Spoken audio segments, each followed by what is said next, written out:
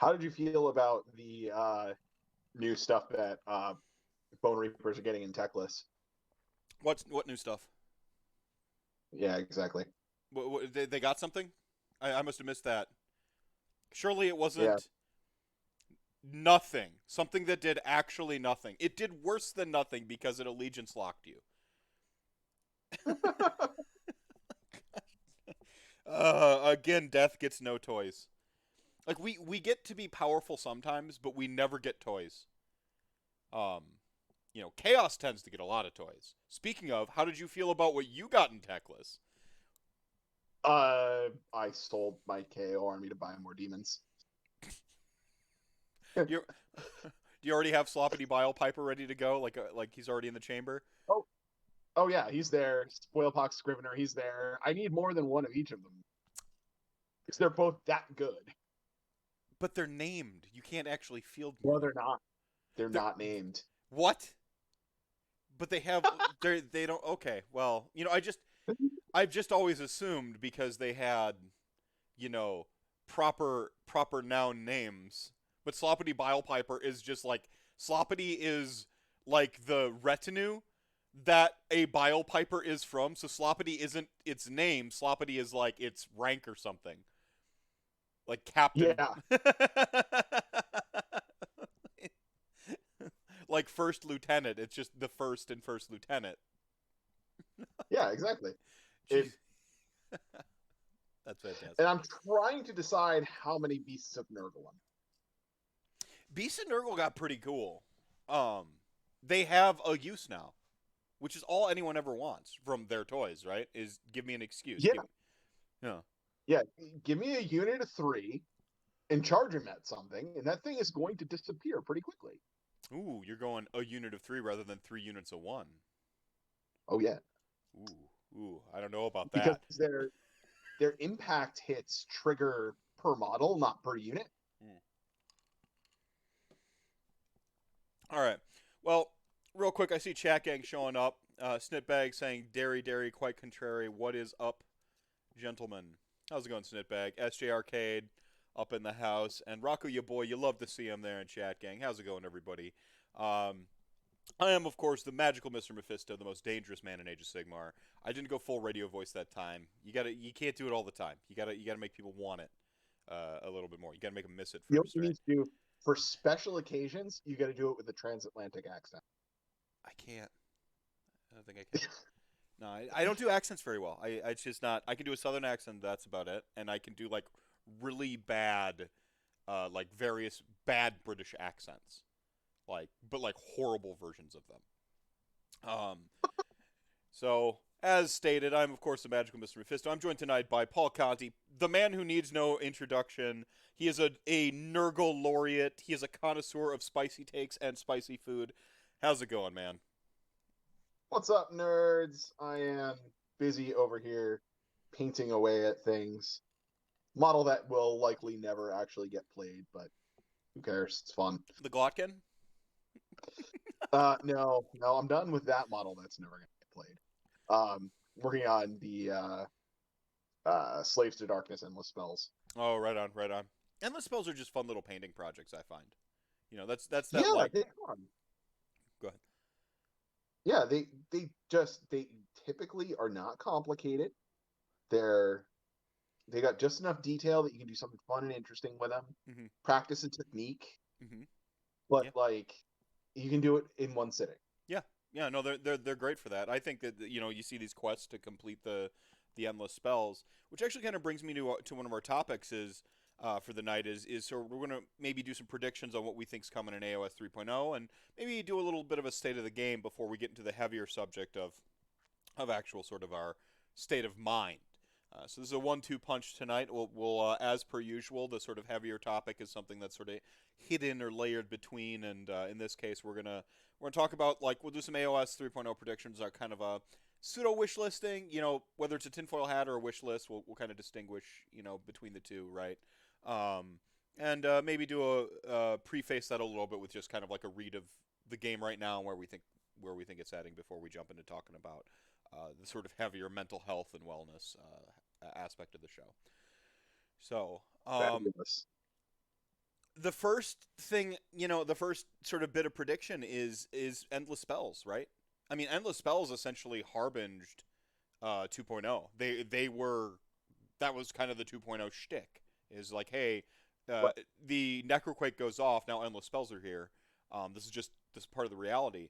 And for my money, I love it. I think it was one of those things that makes AOS different from other things. This notion that not as a game necessarily, though certainly yes, the rules are in the game, but as a setting, this notion that there's these roving endless spells going around.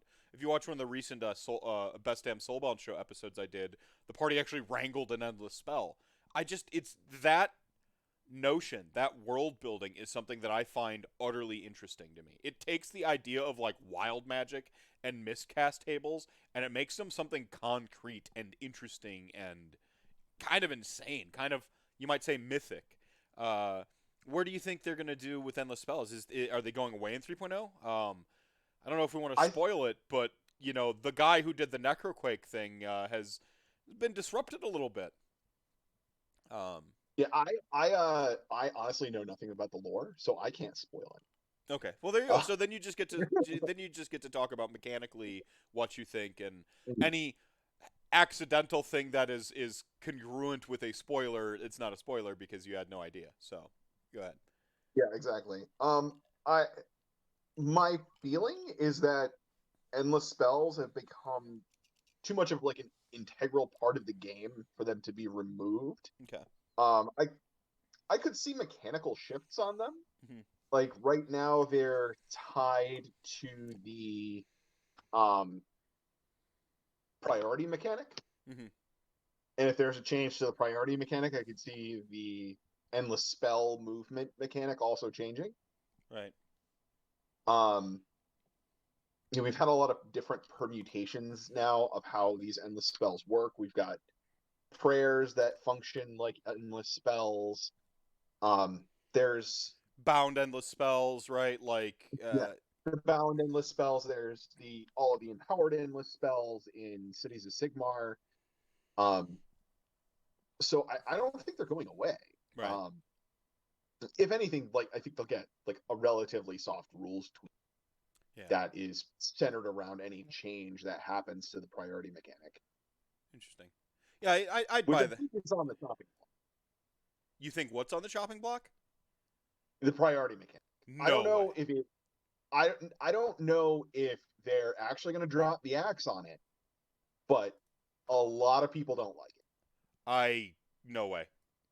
No way. it, and they messed with it last time. In what way? In case some people are just AOS 2.0 babies. Uh, so previously it was, um, you roll off for turn, and The, if you you're talking tie, about the you reroll. ties. Yeah. Yeah, and now with AOS 2, if you get a tie, the winner of the previous battle round goes first again. Hmm. Yeah. So they tweaked it.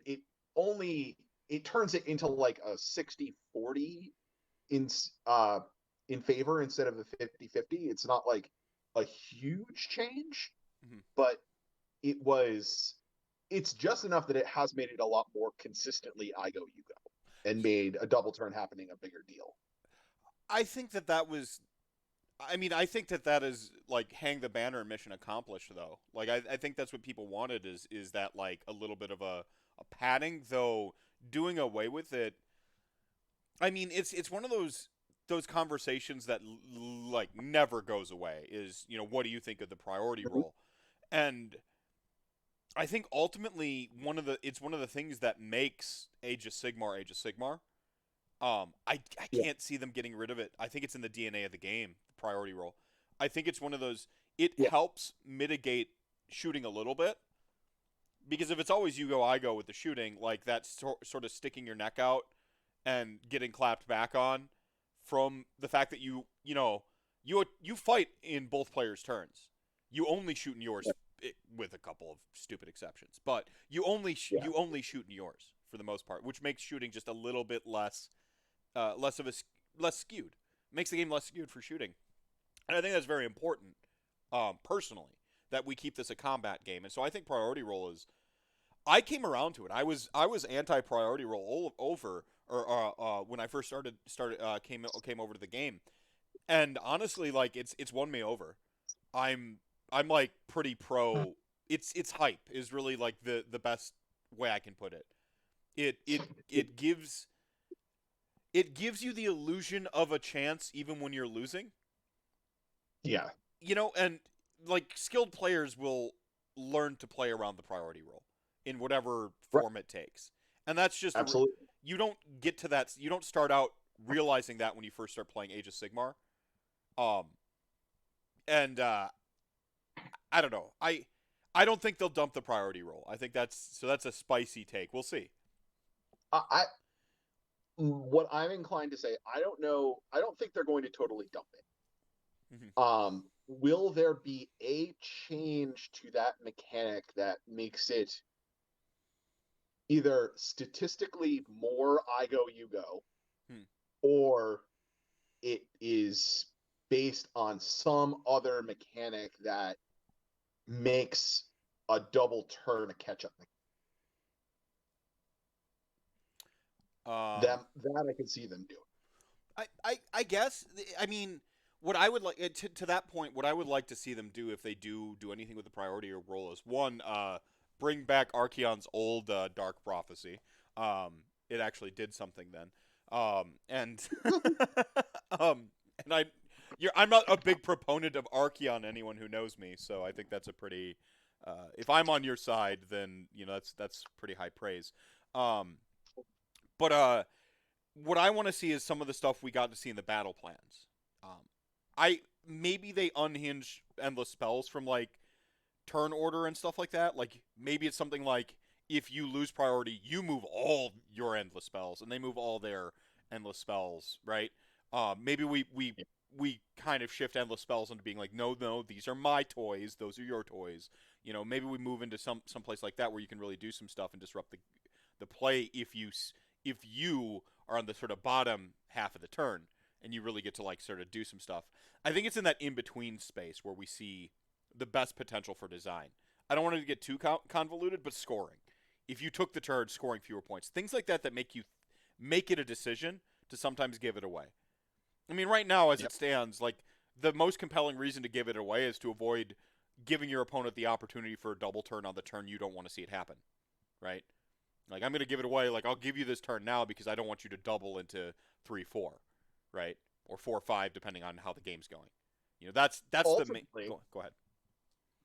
the other thing that I personally use it for is when you have an effect that lasts, say, until your next hero phase, it gives you an additional player turn with that effect still on without having to switch it on again, Mm-hmm. which is really useful when it's like a powerful spell that's hard to cast. Mm-hmm. Yeah. So, like, as a Nurgle player, if I get Blades of Putrefaction off, I might just give the turn away so that I get another turn with that. Right. Yeah. Yeah. I mean, there are some. I mean, I don't think it's as. It's not as well. Obviously, you take the priority as I think people realize as you get into like more layers of depth in the game. Tomb King Tristan here showing up, the winner of the secret giveaway from last week that I didn't tell anyone about, so it couldn't possibly help me boost my algorithms. Um, and he's asking where does Conti look like he works, and why is it the pawn shop from the Smash Television hit Pawn Stars?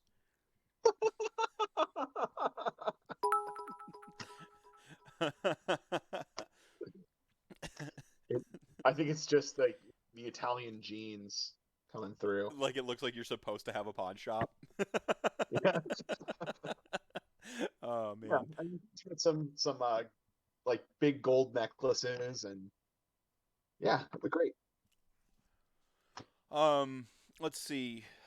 So I But I guess will actually also give you go ahead. this past weekend, and I got a couple of games in, and I actually had an instance where I gave the turn away, and it was on one of the new battle plan where um you remove objectives from the battlefield. Like the player that goes second removes an objective. Mm-hmm. and I chose to go second so I could choose which objective got taken off. Yeah, yeah. Blade's Edge, right? Blade's Edge. Yeah, Yeah. yeah. Blade. I like battle plans like that too.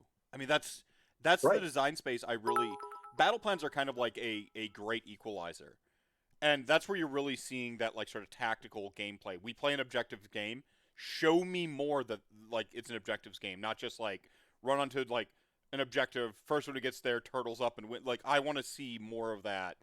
Like having to the sort of think about the game more tactically, more in depth, and I really enjoy seeing that. And it should never be too granular, but it's pretty easy to go like, oh, I can take away one of the objectives.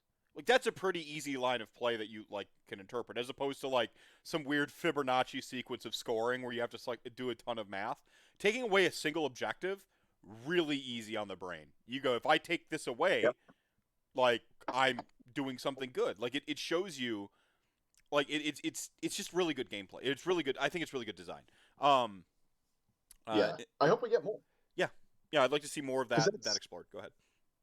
Yeah, along with, a potential AOS 3 coming out this summer, we're also getting a new General's Handbook. And a whole lot of stuff can change in a General's Handbook that has a huge impact on the game without it even being an addition.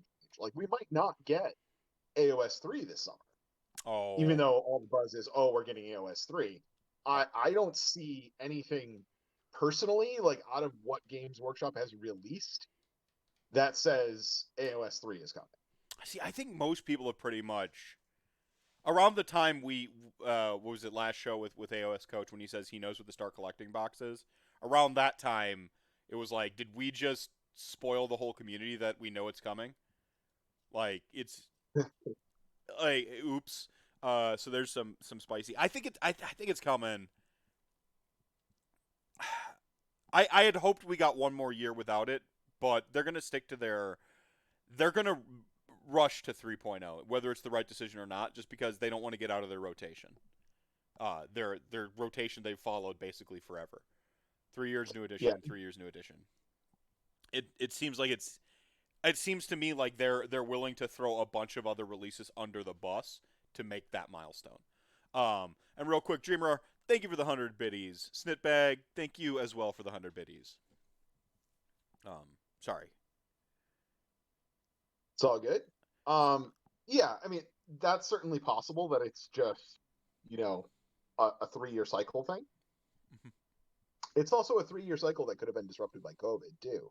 Right. But when we had the lead up to AOS 2, we saw indications in the battle tomes leading up to that said big change is coming. Right? Like once Holy Within language reminds me. Yeah, Holy Within changing Combat command points, like starting to reference yeah, them, or starting to reference command abilities differently than how they previously were referenced and written. yeah, like saying like the Nurgle book, now the oldest book in Age of Sigmar, Oldest. was Yep.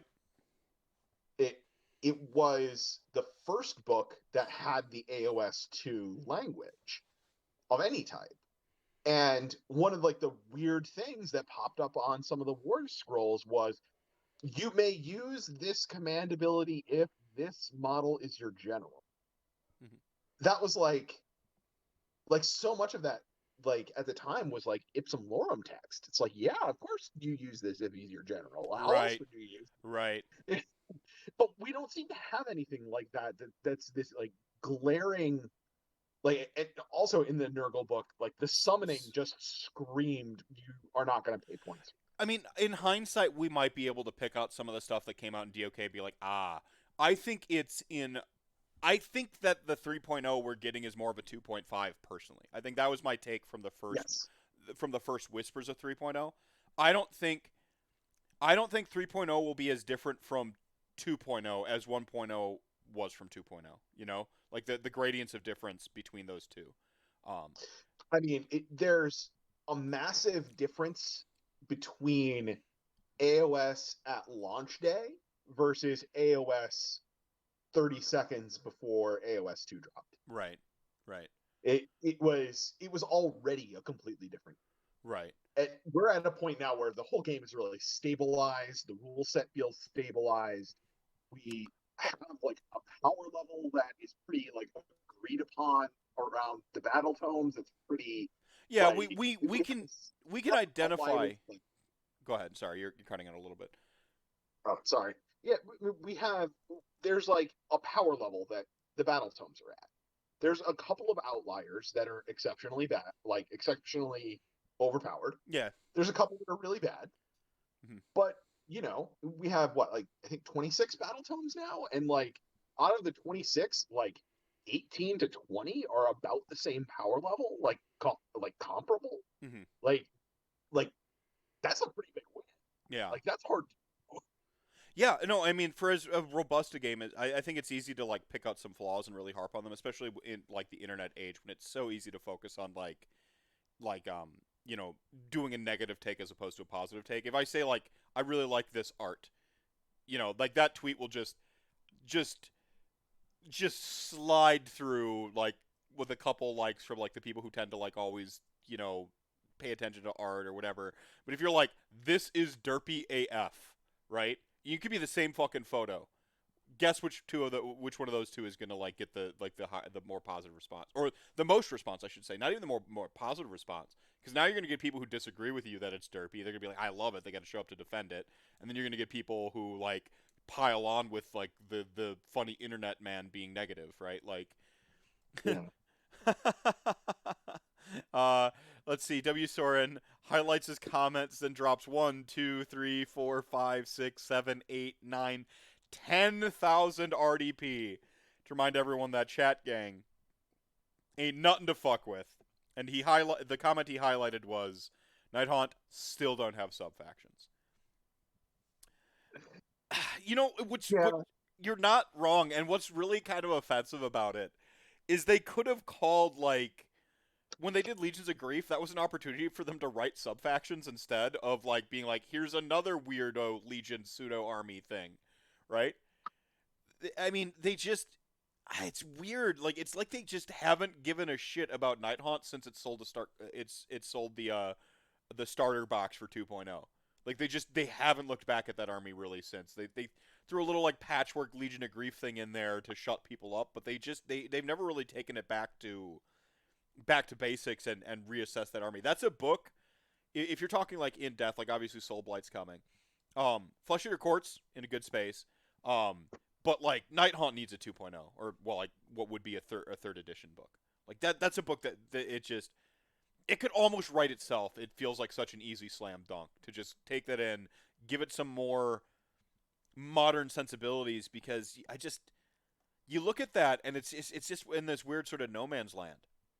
Especially Yeah. like the lore, like how prevalent and prominent Nighthaunt has been in all of the lore.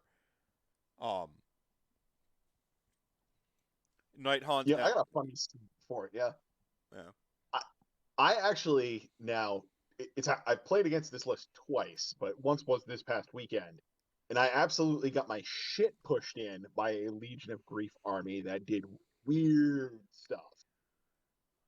Um, Apparently, you can make a Legion of Grief bravery bomb list mhm, that just blows everything off the board. right. That actually brings me to another good point of speculation. So Carnigate decided to drop 11,000 RDP to remind everyone that Chat Gang ain't none to fuck with. And it looks like Tomb King Tristan is now charging up a relentless disciplined spirit bomb of his own. So really putting those RDP to good use, everybody. I love you, Chat Gang. Thank you so much. Um, let's see. Tristan had a good take here earlier. Um, let's see. Where was it? Narrative books before the edition change. Yeah, I mean the narrative books, but even then we're behind on the narrative books, right? Uh, Yeah. so like I mean that's one of the things they do before the new edition, and like they're behind on it. So are they going to like Steam like steamroll out 3.0 and then release like the narrative books that are on a little bit of a delay? Are they? I mean, we just now got tech lists. We know that 2 others are coming, and we know that we've got what 3 months to get them out before July. Like, Nope. like that's such a tight window. So that means Yeah. to me that like, I mean that's I don't know. Like I mean it's there's so much to speculate on. I'm just going with like my gut mostly, and I think they're going to drop it this summer anyway. It might be in a little maybe it's September instead, but I think it's coming. I think we get it this year for certain. And then the proliferation of command points and battle tomes. Yep. I like Night Haunt a lot. It's I think it won Vince's like most aesthetically pleasing army like poll. It was the highest one up there. Like it clearly the community loves this army too. An army that universally loved should never be the most powerful army. This is the problem where if Ryu is overtuned, like it could be a problem when the sort of the character that sells your game and is like the most, and in Ryu's case sort of like the most basic fundamentals character, when that one is the most powerful, you can throw your game way out of whack because now like the new players are like overperforming and they don't have a realistic understanding of like the fundamentals that they're supposed to be learning from a character that is, you know, sort of the fulcrum, the mid-tier balance. Ash in League of Legends is in this category too. Like I could go through every game and like the fulcrum character and point it out for the most part. Night Haunt feels like it could be a great Stormcast Eternals and Night Haunt, two sides of that, like together they form your fulcrum. You push those two triangles together, right, and you have that nice little fulcrum balance. But they're where they are right now, I think, is they've got some gas, they've got some juice, and I look forward to what the future holds for them because they're getting a new model. Does this mean a new battle tome is on the way? No. So here's my prediction with this. Yeah. Right. So we're getting Grave Lords. I personally, and I don't think this is a stretch, I personally believe that's just straight up replacing Legions of Nagash. I think it does like, do that. Legions of Nagash goes away, and this is their replacement book. I think they do that, but I don't think they're going to make it a Grand Alliance book the way LON is. And it's an important distinction. I think you're going to get some soup-like quality to it, but I think it's going to be more vampire counts than Cities of Sigmar, if that makes sense. Yes. Okay. And with that, I think that means all of the Night Haunt stuff that could be played in Legions of Nagash gets dumped. Yep. And now it's as that's getting dumped, now all of those things like Grimghast Reapers are now being pointed based on one army. Yes. No, this is 1,000%. Like they're free, like, you know, Freddie Mercury like wants to be free, like sing the song, play the music video. They're finally free, and they get to be their own identity. It's really, I mean, this is a basic of like creativity and art and design and stuff like that. Is you're supposed to like quote unquote know your audience, right? Like that everyone's kind of familiar with that term. What people are less familiar with is that when they say your audience, they don't mean like a scattershot audience. They actually mean be specific. Like Steinbeck and man, who wrote The Great Gatsby? Why am I blanking right now? His wife's name is Zelda. His checking. Help me out in a second here. They said your audience can be one person basically, and so like Miyazaki of Studio Ghibli fame said that like when you write for a specific individual or like a specific person, you find a big audience because a lot of us have those sort of like that individual thing that we can now grab onto that like we're complex entities, like we're complex beings. By writing a story about like with Studio Ghibli, why are all these stories about like basically magic girls? Magic girls go on adventure, right? Or girl goes on adventure in magical land. Like they're almost all universally like that's the story. You get this everyone's got that inner magic girl that gets appealed to, and like now you can actually see and feel something real and substantive. When you make it for everyone, you make something for no one. And Night Haunt and Legions of Nagash both kind of suffered from this. Releasing armies that are soup might be awesome competitively, and like they appeal to like that eclectic, hey, I want to put whatever on the table sensibilities. But we have Grand Alliances for that, and there's a reason I would posit that having battle tomes for armies helped grow this game. That first Sylvaneth battle tome. You know, like Yep. that people wanting to like have their thing, not just a thing, is so much more important. Yeah, absolutely. And somehow the soup thing works for Cities of Sigmar. Because Like, they and I'm not I think because the deafness in that is the cities. That's where you find the identity. Because right. And each of the cities really does speak very much to one of the factions. right, you're like, this is the dwarf one, or these are the dwarf ones, and this is the elf one, and so you're like you're starting to do that, and the rules reinforce it, which is where the LON battle tome for me falls down. Is the legions of never really fully reinforce that this is the magic one. This is the they went about it in the way that is regressive, which is like they restricted you into it, as opposed to like, well, you can take anything, but if you take this, then this makes that better, right? You're rewarding me for doing something rather than telling me how to do it. Because face it, if you tell me how to do something, I'm gonna want to be contrarian, or I'm just gonna be like, Right. oh, fuck you, I don't want to do it that way, right? And I'm just gonna like walk away from it. But saying like, oh yeah, you can take elves, dwarves, humans, you can take anything in this city, doesn't matter. And you're like, but if you take your dwarves, they get +1 to hit. And you're like, yeah, no, I want to take this is the dwarf one. Whereas in Legions of Nagash, it was like, oh yeah, you can take anything, but if you take this, then you have to get slapped on your hand, and like this one has to be your general, and there's a little bit of that in cities, but again, they just did it better with cities. They did a lot Yep. more carrot than stick, whereas LON feels like stick and lack of identity. So Yeah. and then it So and then it had the and then it did the worst crime, which is go into somebody else's battle tome and steal some of their identity, like an yes. asshole. Um, It was like the worst way too. yeah. Like it was like Grimgas Reapers were fine in Night Haunt. Yep. Nobody was winning tournaments off Grimgas Reapers in Night Haunt. Yeah. Grimgas Reapers in Legions of Nagash were a problem. Mm-hmm. Tristan And they had dropped. to get painted out of actually being playable. Right, and then you rating party here from the crap gamer. Oh, don't call yourself that. I'm sure you're a mighty fine gamer. Rating party of 4. Thank you so much for the raid.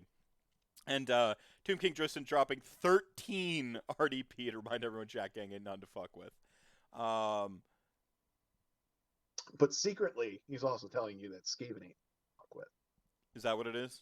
You think there's some subtext But, there? yeah, 13. It's got to be Skaven. I want Gravelords just / tap me out. Yeah, I can see that. I see. Mars, unlike you, I had to show restraint. I'm like, ah, man. In a way, I'm happy for Potato Cam, but it did cost GW money in an immediate sense by that leak of Soulblight, because I knew I could prepare for like. I'm like, no, Soulblight is coming. It's not just a rumor. I don't know when. F. Scott Fitzgerald, thank you very much. I can remember his wife's name is Zelda. Oh man. Did I even study English lit at university?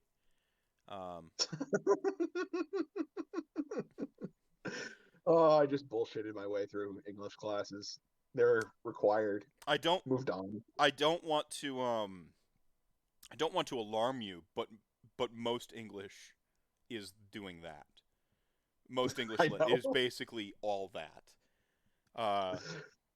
Strunk and White, which is like the Elements of Style, which is like the book that every writer has on their shelf, says they've read but hasn't. Said to write, I would rather have a confident writer who is incorrect than a cowardly writer who is correct. So write with confidence. Like, Nagash smells. That was a subtext. You don't believe that. You don't believe that at all. Look at I mean, that that. one might. You Look don't look never at know. look at this face. Isn't that face I mean, adorable? You just want to my pinch question his is little what clown shoebox cheeks. he's been in. It's amazing. I want to know where he's been. Like what odors he might have accumulated. No, it doesn't really like smell like anything, honestly. Like usually like pewter gets that old like metally smell. He's inert. Like there's really nothing coming off him. I don't know if they used a seal on it or whatever. This is my paint job, but That model is 200 or so years old. Yeah, that seems about right. Seems about right. I think with the COVID modifier, it's 2,000 years old because you got to multiply everything by 10 for last year. Yes. Yeah. Yes. Yep. The awful thing that it has been COVID that we've all been living through and not playing games because of. When was the last time you got it? Unbelievable! You mean besides against myself? Yeah, not against yourself, not on Tabletop Simulator, with another human With another human. that Yeah. isn't your partner or one of your children or a pet. Okay. Damn it, that throws out my game against Dobby. That would be January of 2020. I was at Wapaka. It was my last tournament and my last game. Yeah, physically in person against other humans. So yeah, like I kind of checked out this last year entirely. So like as all the hot takes are coming out about balance and like things like that, I'm just like I can't even be bothered to care. You know, like I just it changed. Luckily, my content's always been like weird. Like yeah, I cover the occasional battle tome if I'm interested in it or I have a guest that like wants to come on and talk about it.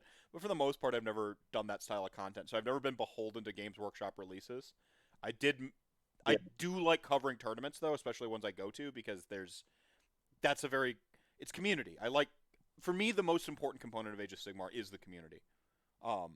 Rules change, armies get powerful and lose power, but as long as you have a strong community with great individuals to play with, the game can be great regardless. And we've always had such a grassroots style game, like we don't have points. I know we'll make up a whole like comp system. Like we haven't really looked to GW for like tons of direction in the past, and I'm honestly like, yeah, they're going to release a new edition.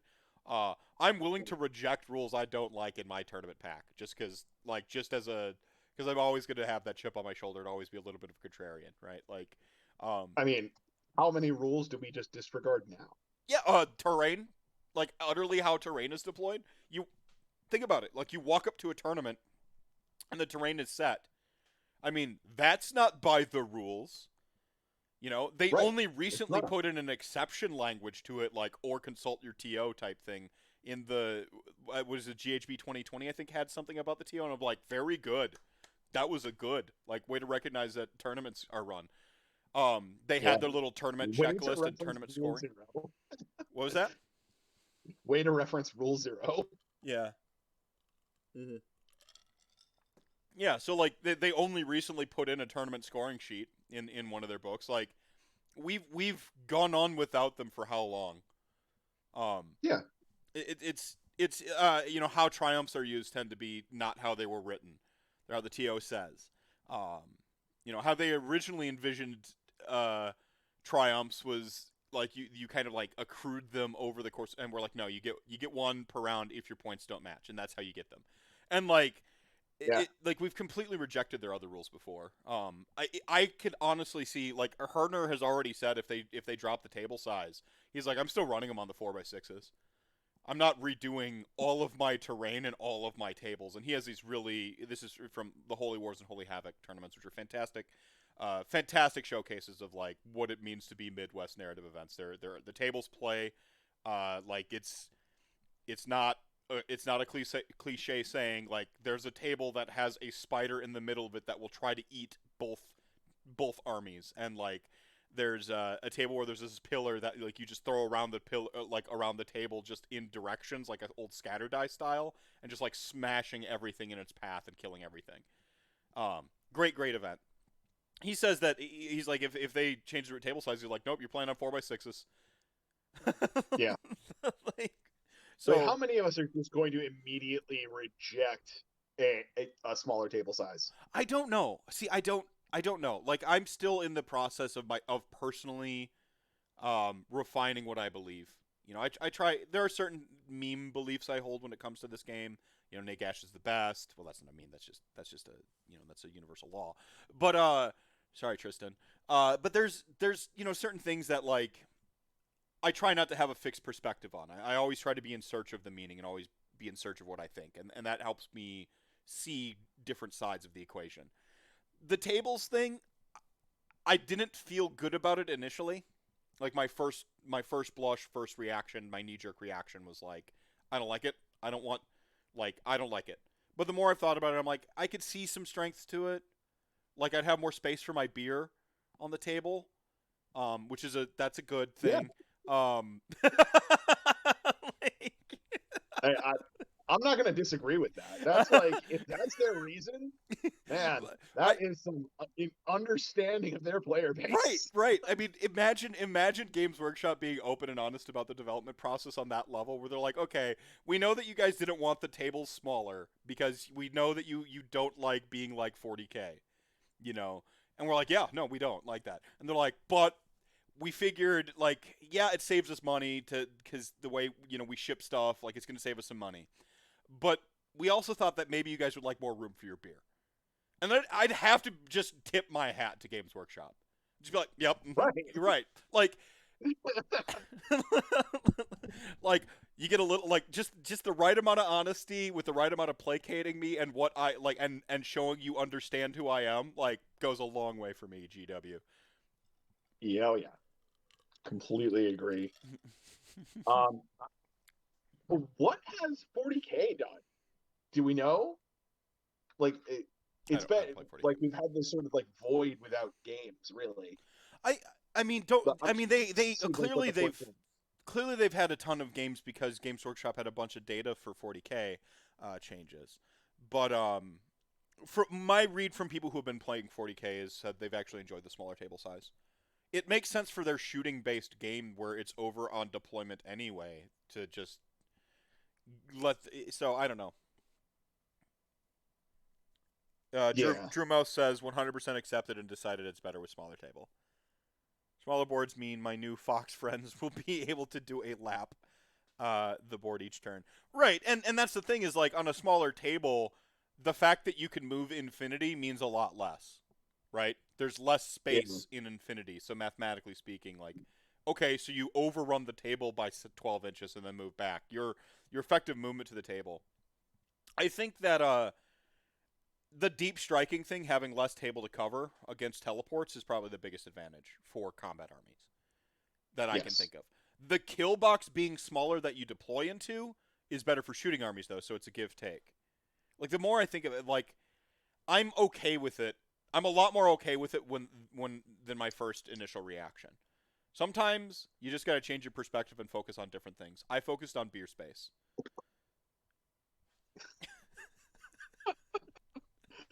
Yeah, I mean, I think my only concern is like the logistics of it. Like, I mean, I would. It seems like most people are playing on like playmats now, like those like mouse pad material things, which you can just take a razor blade and cut that down to a smaller size, and no one will know any difference, right? And that's, I'm sure, what every event is going to do.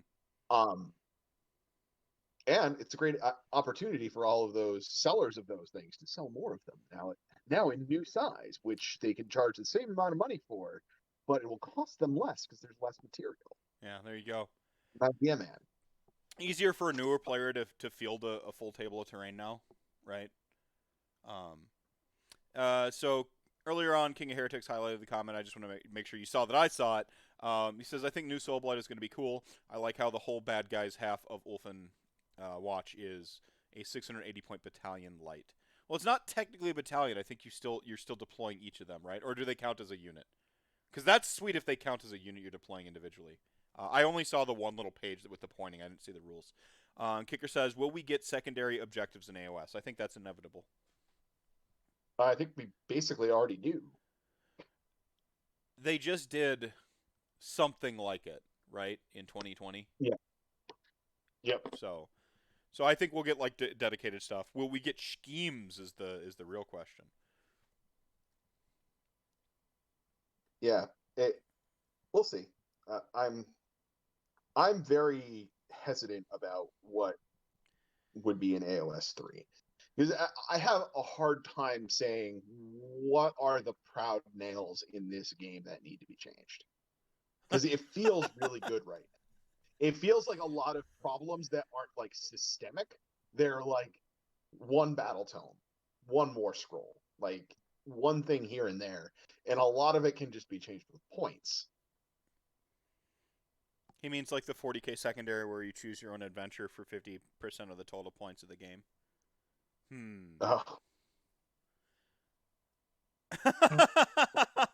Will Paths to Glory get the Pants to Glory treatment? I hope so, Kicker, but I don't think it's likely. But this goes back to the grassroots thing. Literally just messaged Christian for his rules on how he tweaked it and fixed their rule system, and use his instead. It's meant to be played on a micro level anyway, as opposed to a macro level with like a whole community. Most people skip over the Path to Glory section anyway in their battle tomes, so you just like you could tell them. Oh right, I forgot you're a big Path to Glory honk. That was like the first show you were on with me. I was talking about how great Path to Glory is. Like most players though, you're just gonna tell them Christian Ware's way of playing it, and they're just gonna like assume that's correct because they never read it either. Neoprene, that is the mouse pad material mats, yes. That's the stuff. Yeah. Yep. How do I fit 160 rats on a coffee table? Put half of them in the Underdark. Wait. Sorry. Half of them under the table. There you go. So the I expect a more flushed out Path to Glory because 40k got it added as the Crusade system. Could be cool. I mean, 40k is a decent litmus test. It's not that they always conform to 40k, but they do use it as like a beta test for stuff they want to try in Age of Sigmar. I maintain that, like, I've said this take before, I said it during my birthday stream. 40k, I'm okay with it being the flagship. I'm okay with it being the thing designed to get the lowest common denominator of all possible players and just be this massive cash cow. So that, like, Age of Sigmar can be the fun passion project. They can experiment with it. They can be different. Like, okay, you go, hey, this works in 40k. Do we want that in Age of Sigmar? Yes, no. And then they, like, change it up. Right, and they and 40k has taken from Age of Sigmar before. They took from Age of Sigmar 1.0 with some of the stuff, as I recall, going into not this edition, which they're on 9th now, into 8th edition. They let some of Age of Sigmar inform 8th edition too. So there is a give take, but as long as they maintain like sort of different first principles between the two games, I think you can have. It's okay. I mean, I'm the person who just I don't play 40k for a reason, so please don't make my game that I purposely play and be like that game I on purpose don't play. Please, that's all I ask. So yeah, honestly, like my only real beef that I know of with 40k, because I don't know 40k rules or anything like that. Mm-hmm. I know it has a lot of similarities to AOS, but it's way heavier on shooting and way later in melee. That's about my understanding of how 40k works. And the rules are slightly more detailed, slightly more complicated. I don't like the universe. Like, I wow, just am there's a spicy take. I think it's so boring. Like, it's so uninteresting to me. And like, there's this lack of verisimilitude to, like, Space Marines are supposed to be like these crazy hyped up super soldiers, but they don't play on the tabletop nearly the way their lore says they should be. Yeah, we're like one Space Marine shows up with an entire Inquisition, and you're like, oh shit, this planet's fucked, right? Like they don't do that. Yeah. To be fair, Right. Stormcast don't play like that either. In Soulbound, we see how how Stormcast are supposed to be. When I'm like, oh yeah, one Stormcast, and like they roll out a combat, and like now there's 60 dead Skaven, including like a Doom Wheel and stuff like that, and like 3 Storm Vermin and a Doom Wheel, and you're like, whoa, shit, okay, yeah, Stormcast mean business. Like you don't get that vibe in this either, but you do get some of it, and Stormcast aren't as overhyped. Stormcast are more 300. Like they die to the last person, but like stop Xerxes, right? Like they like a little bit more Yes. 300 than like whereas 40k Space Marines are supposed to be like no, like they eat rocks and shit gunpowder and show up and kill Xenos trash, like so on and so forth. Yeah. And you know, other spicy take, I dislike most of the aesthetic of 40k. It hasn't evolved since the 80s. It hasn't. Yeah. I mean, some of that stuff is like quaint and awesome and like as a throwback, but like they keep trying to get these like realistic poses on like Space Marines, and they're so dumpy. They're just chonky little chibi idiots, and you're trying to give them these like realistic, interesting, super sweet poses. And I don't like that. Yeah. It's the helmets. They can never change the helmets, but like they look so derpy to me. Like even Doom redesigned Doom guy, for crying out loud.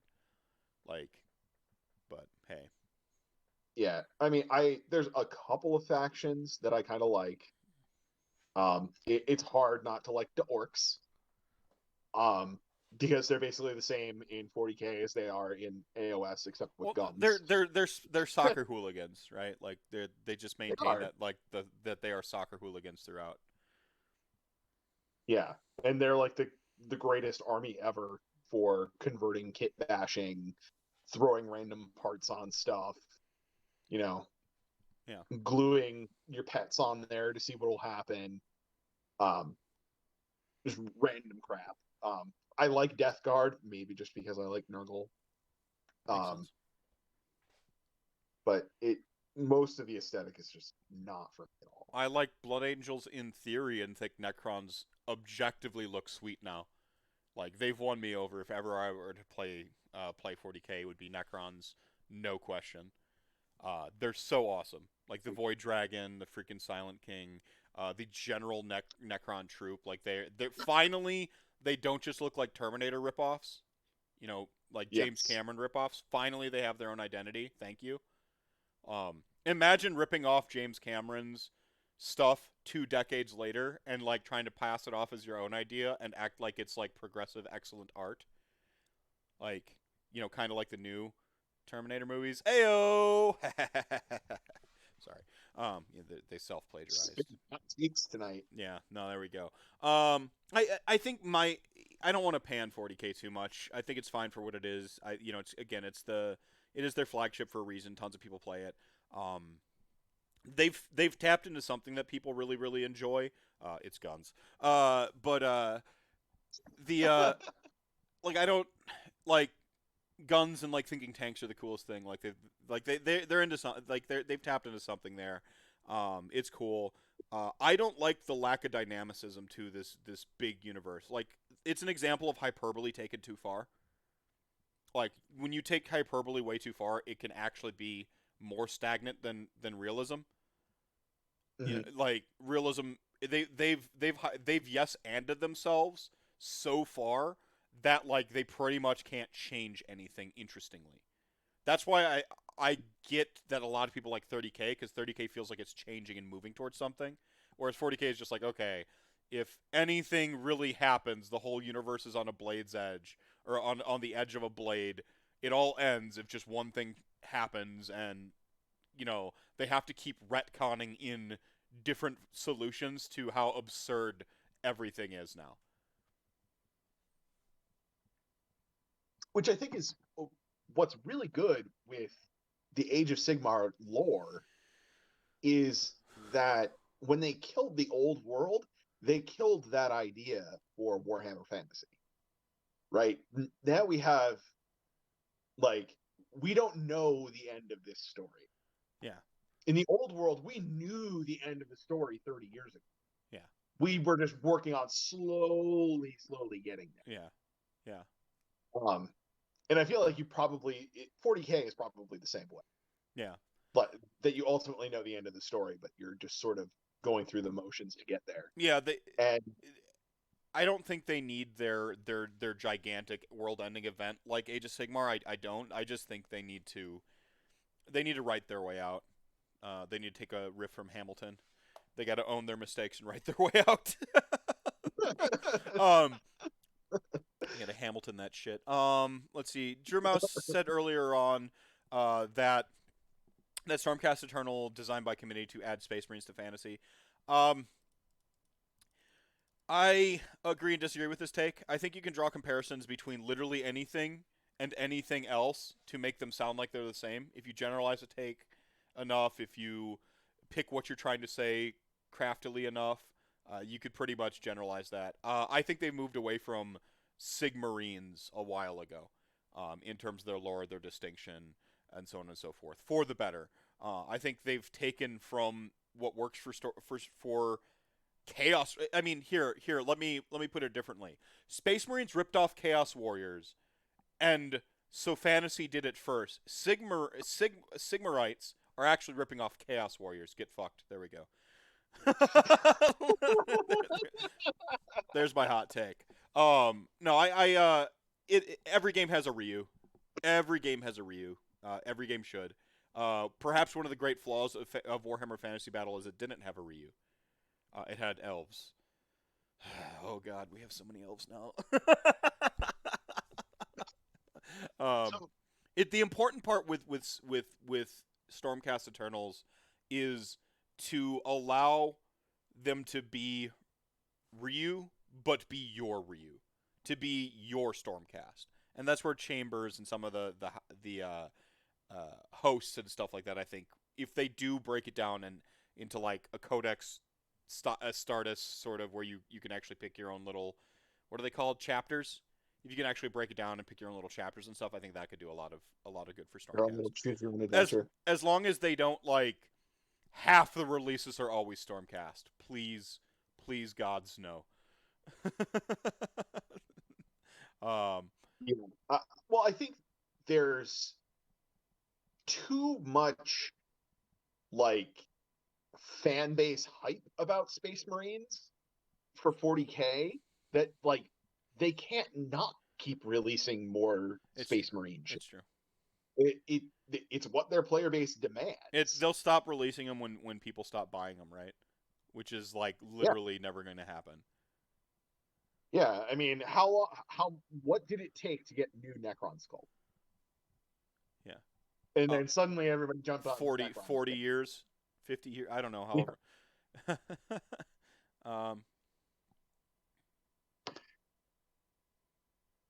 Yeah, they keep the lights on. It's fine. It's fine. Like I said at the very, very beginning of this 40K tangent, I've already like kind of grown weary of let them be the flagship. Let them be what they are. I'm fine with it. I truly am. It keeps the lights on, like Mago says here. Like keep selling all that stuff, and like you have a ton of hobbyists doing good stuff with the, they love their Space Marines. Like if I just kept getting different poses of Catacross, would I keep buying them? You're damn right I would. Like can I really truly judge people who love like Space Marines and want all Space Marines all the time? No, I can't. I take it as a kindness that they don't do that with Stormcast in Age of Sigmar, though. Perhaps start by like reimagining and redoing a bunch of the fine cast models that are still in our game, regardless of faction. Just every month, every Monday, release a new re-release of fine cast model in glorious plastic with a new sculpt.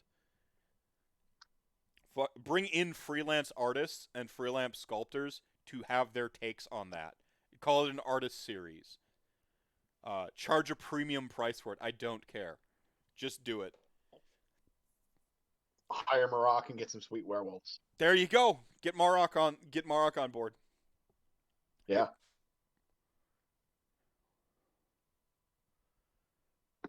So you've brought up elves. I'm gonna take the quick sidestep around the elves. Just accidentally cast this to our bedroom TV and woke up my daughter. She hates 40K apparently. Razor Tree, you're that's some good parenting. You and Tulilia are performing there. So like we got all of this new LRL, right? Mm-hmm. You're cutting out. You don't have any audio. Yeah, there you are. A phone call. I don't know why I was getting a phone call now. Oh, disgusting. They're fired. Oh, actually, shit, I just realized what it was. Mm. It was the automated line for my daughter's school. So she probably is like school from home tomorrow or something like that. That doesn't sound important. Keep talking about Warhammer. Yes. So we have all this new LRL, right? Mhm.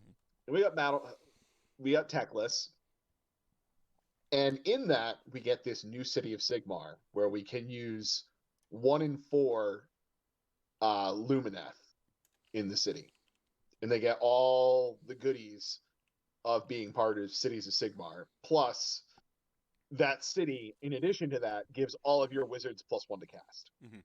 Universally, no anything. Right. How busted do you think that city is going to be? Well, it's not right now. It's not technically a city, right? Like we needed some sort of FAQ because the way it works right now is it's just kind of this. It's just kind of other. It's like these staple rules, like that you staple onto a thing, and it like as I understand, it's missing some of the add cities of Sigmar keywords to things, right? Maybe not. Did they do that? I have no idea. I don't know. I heard some people. We'll go with unreliable narrator on that. I heard some people say some stuff, so maybe I'm wrong. Um, I don't care. It's awesome. I think the more significant part is that you can 1 in 4 LRL units with the standard accoutrements of a city, and I think that's where you're really going to see the juice because now you get your +2 to cast. You get to pull some tricks and. Like the idea of Phoenix Guards standing next to freaking Sentinels or Wardens, sorry. Like the idea of like you have the Phoenix Guard standing in front of those archers is pretty that's pretty nuts. So I think it's cool. Yes, Phoenix Guard and LOR together at last. I don't think it's busted. I don't think it's busted though. Is the thing. It's good. It's good. I might even put it like top of A tier once I sort of internalize the information and read the rules concretely for myself rather than stupid pictures on the internet. But I'm not too worried about it. I still I haven't read the first LRL book. And I still haven't I listened today to the Warhammer Weekly from yesterday on the new LRL stuff, and all of that went in one ear and out the other. It just did not stick in my brain at all. Thank you, Drew Mouse. So it is officially a Cities of Sigmar. They gain the Cities of Sigmar and Settlers gain keywords. Okay. That's also another really odd city name. Maybe another homage to Chuck Moore for his gains. There are so many SA tier armies that I think the game is just getting better. I think you might not be wrong there, Razor Tree. Yeah, I don't think that's wrong either. I think everything in the game is just getting better. Magos says Teclis is holding the rules and story writers' children hostage. That's how we got Broken Realms Teclis. I mean, his name's on the book. You didn't expect him to suck, did you? I mean, really, people. Everyone, I got day 0 ats from people as soon as the book was leaked, and they're like, "Did you see all this awesome stuff happen for Teclis and all this great stuff's happening?" And I'm like, "Yeah, the book had his name in it. I don't imagine that. I almost like they wrote him like he was the protagonist in his own book. Insanity. I don't care. This game, you play it for the long haul. Usually by the time you finish building an army, something has changed to throw whatever the assessment or take you got on into that army in the first place has changed by that time. Usually. An FAQ comes out. Some boogeyman comes out that says nope, and holds your L for you until you run into them on the table. There's so much. It's such a big game now This isn't, second edition Dark Eldar where you held on to second edition Battletome. The same book with just little patchwork post-it notes occasionally put in it from a freaking White Dwarf or something for 6 editions until you got actually a new Battletome, right? Like, this isn't those days.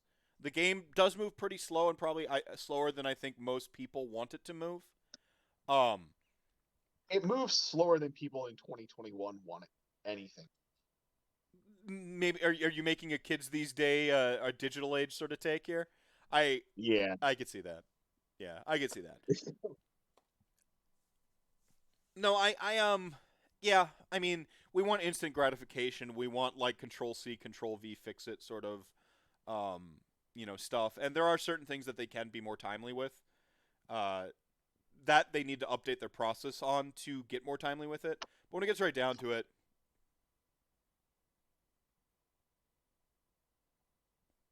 I came from CCGs too. Am I off balance in thinking this game is surprisingly balanced for how many armies and sub-factions are available? I think beauty's in the aggregate. It would be the way I would phrase it. I think beauty's in the aggregate, and if you take a step back, and you sort of look at the aggregate of the game, it's healthier than it has been. I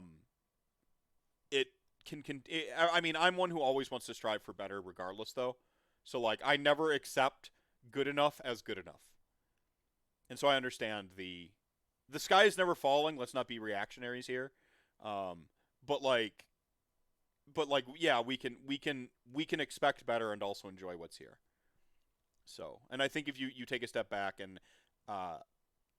sort of be mindful of the environment of the entire world right now, and I'm not just saying let COVID be a forever excuse for things. In fact, I've argued quite the opposite. I think that it's forced us to innovate better, and that's what you should do in crisis mode, is innovate better. Absolutely. And being resistant to innovation offends me, like in my sensibilities. But if you do take a step back and realize, like, a lot of this might be, my own mental state of focusing on the negative because I've just been trapped in here with my own goddamn thoughts and, Dracula and a Revenant and Logan for a while. Probably drinking too much. And Ganesh. Yeah, and the old Nagash. Certainly not a leave it alone take here. More of a headed in the right direction take. Yeah, Razor Tree, I'm with that. Sometimes it feels a lot like 2 steps forward, 1 step back with the game. Like we have these moments where like, how the hell did this get printed as it is, type thing. But yeah, it's headed in the right direction, and as long as we keep that like sort of mindfulness and enjoy what we enjoy, and seek accountability in the ways that are reasonable. There's an important distinction. Everything isn't the sky is falling. Yeah. It would be interesting if the Be'lakor book has a... I guess all I'm saying is, like, at least wait for the book to physically be out and to play against it a little bit. Like, I guess that's what I'm saying. Yep. Would be interesting if the I still haven't played against LRL, so I really don't feel like I can make any sort of judgment about that army. Well, so what I'm thinking, Be'lakor, obviously, because Bellacor's name is in it, but leave it to Be'lakor to be the one NPC with a book featuring his name and he loses, because that's kind of what Be'lakor does. He's brought into the narrative to lose. That's how 40k uses him. It's how Age of Sigmar, I suspect, will use him. You're right, Incantibot. I do want to flip a table if that happens. So I hope he wins. I hope I hope Beasts of Chaos get better in Be'lakor somehow. Marathi reprinted War Scrolls and did some new stuff in it. Do that for Beasts of Chaos. That'd be really fucking cool. Have Be'lakor lead some Beasts of Chaos and do some badass stuff. Like, I'd really be for that. Maybe have a... cities have gotten something every Broken Realm so far.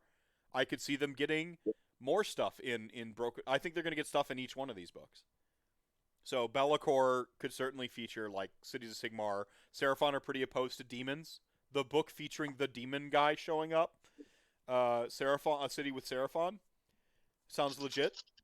It's one of the sort of missing puzzle pieces to cities right now, right? Yeah, I think there's. I'm curious if we get like what we get for Slaves to Darkness out of Be'lakor. Yeah, I mean that's Um, kind of his home faction, right? And I'm being selfish. Um, my well, yeah, go ahead.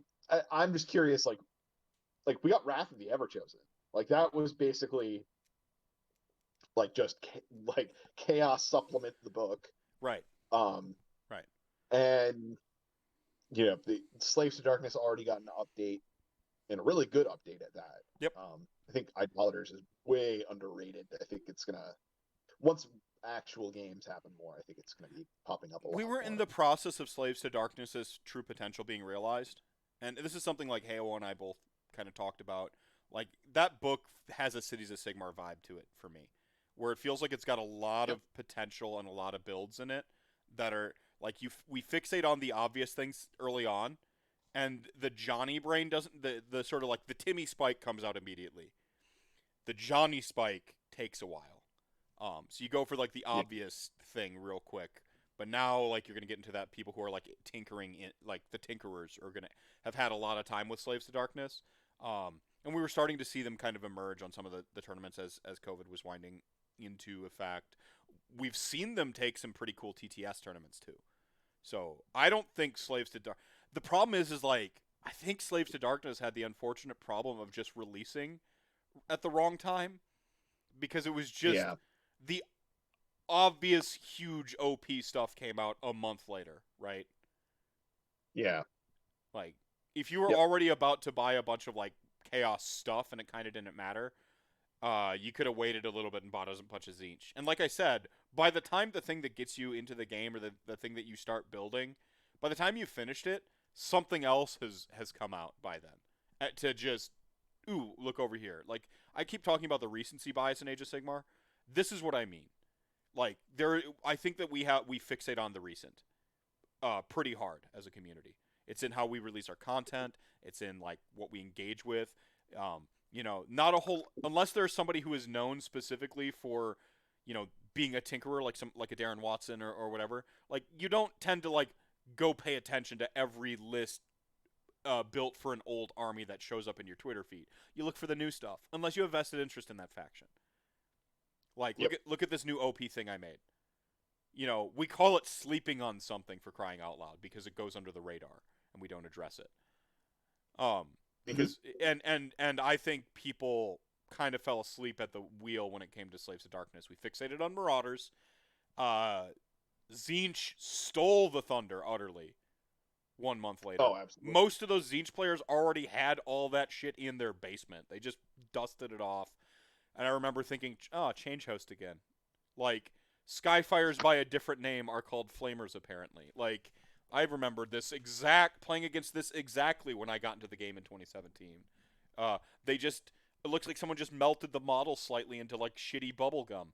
Huh.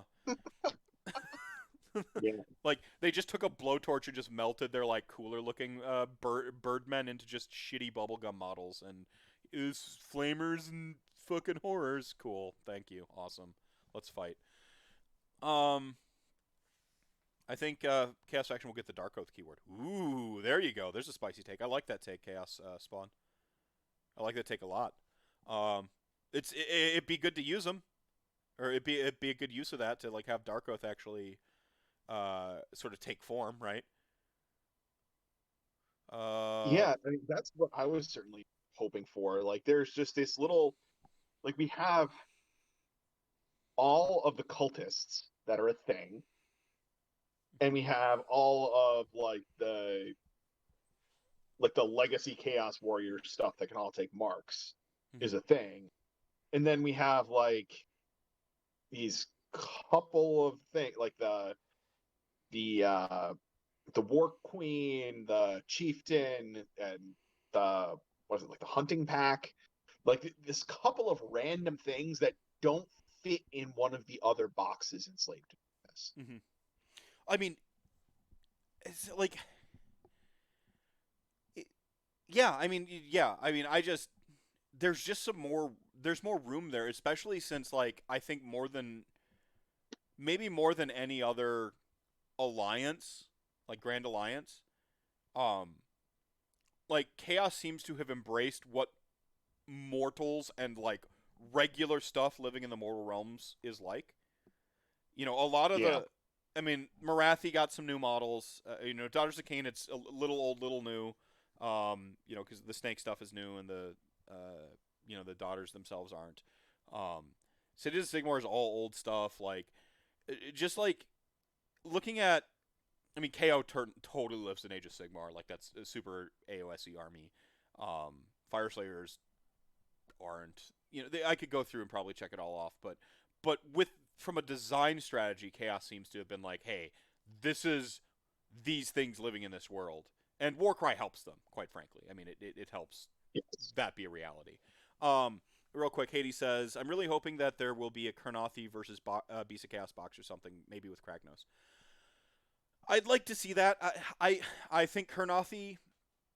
I don't know if it's just my circle of friends that I happen to know like the 10 people who are super hyped for Karnathi, or if it's a read of the whole community seems to want it. But from my like sort of zoomed in view, it seems a lot of people talk about wanting Karnathi. If Karnathi sort of port end a revamp to Sylvaneth, I know they're kind of separate, but if you get like a Gloomspite Git style thing where you get Sylvaneth updated with new Karnathi stuff, I think that would go a long way in the game of Age of Sigmar. I'm hoping Kragnos is destruction though. I'm hoping that's my hope. Um, I don't think you can ever take Beasts of Chaos and just like pull them out of chaos and then throw them over into destruction. I don't think that's ever going to happen. But Yeah.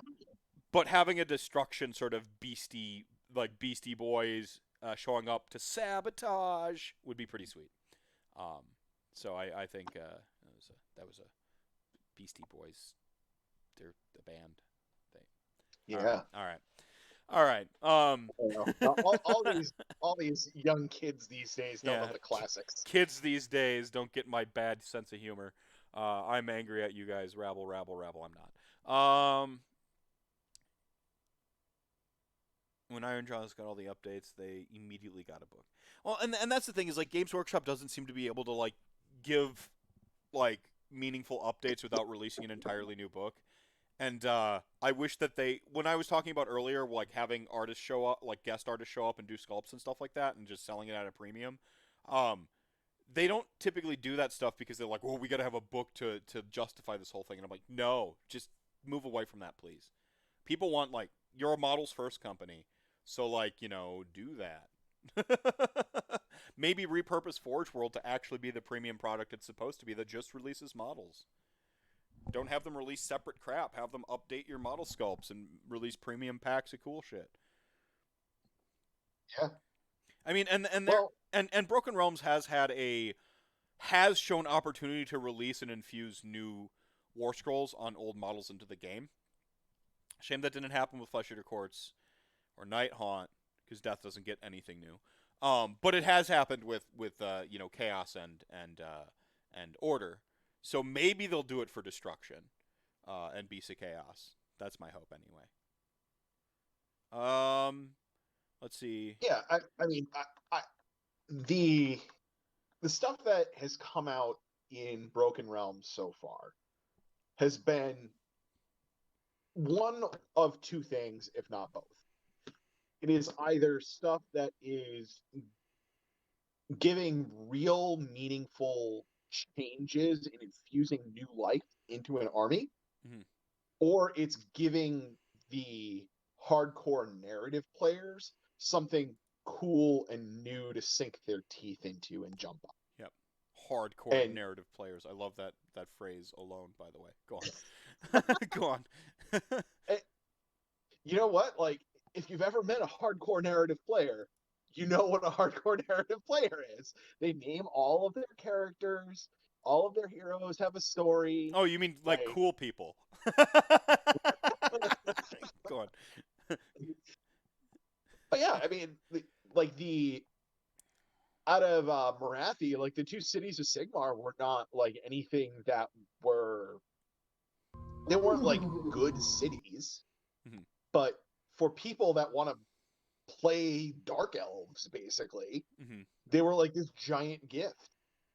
Like the Dark Elf players get their home city now, Yeah, they get their even excuse, more so than they. right? Yeah. Yeah. Yeah. So I think it like Deepkin got new War Scrolls, Nurgle got new War Scrolls, uh, Slaves to Darkness got an excellent new host. Um, you know, Lumineth got half a book. And then they got a whole new book. They've sold you 3 Lumineth books now, in less than a year.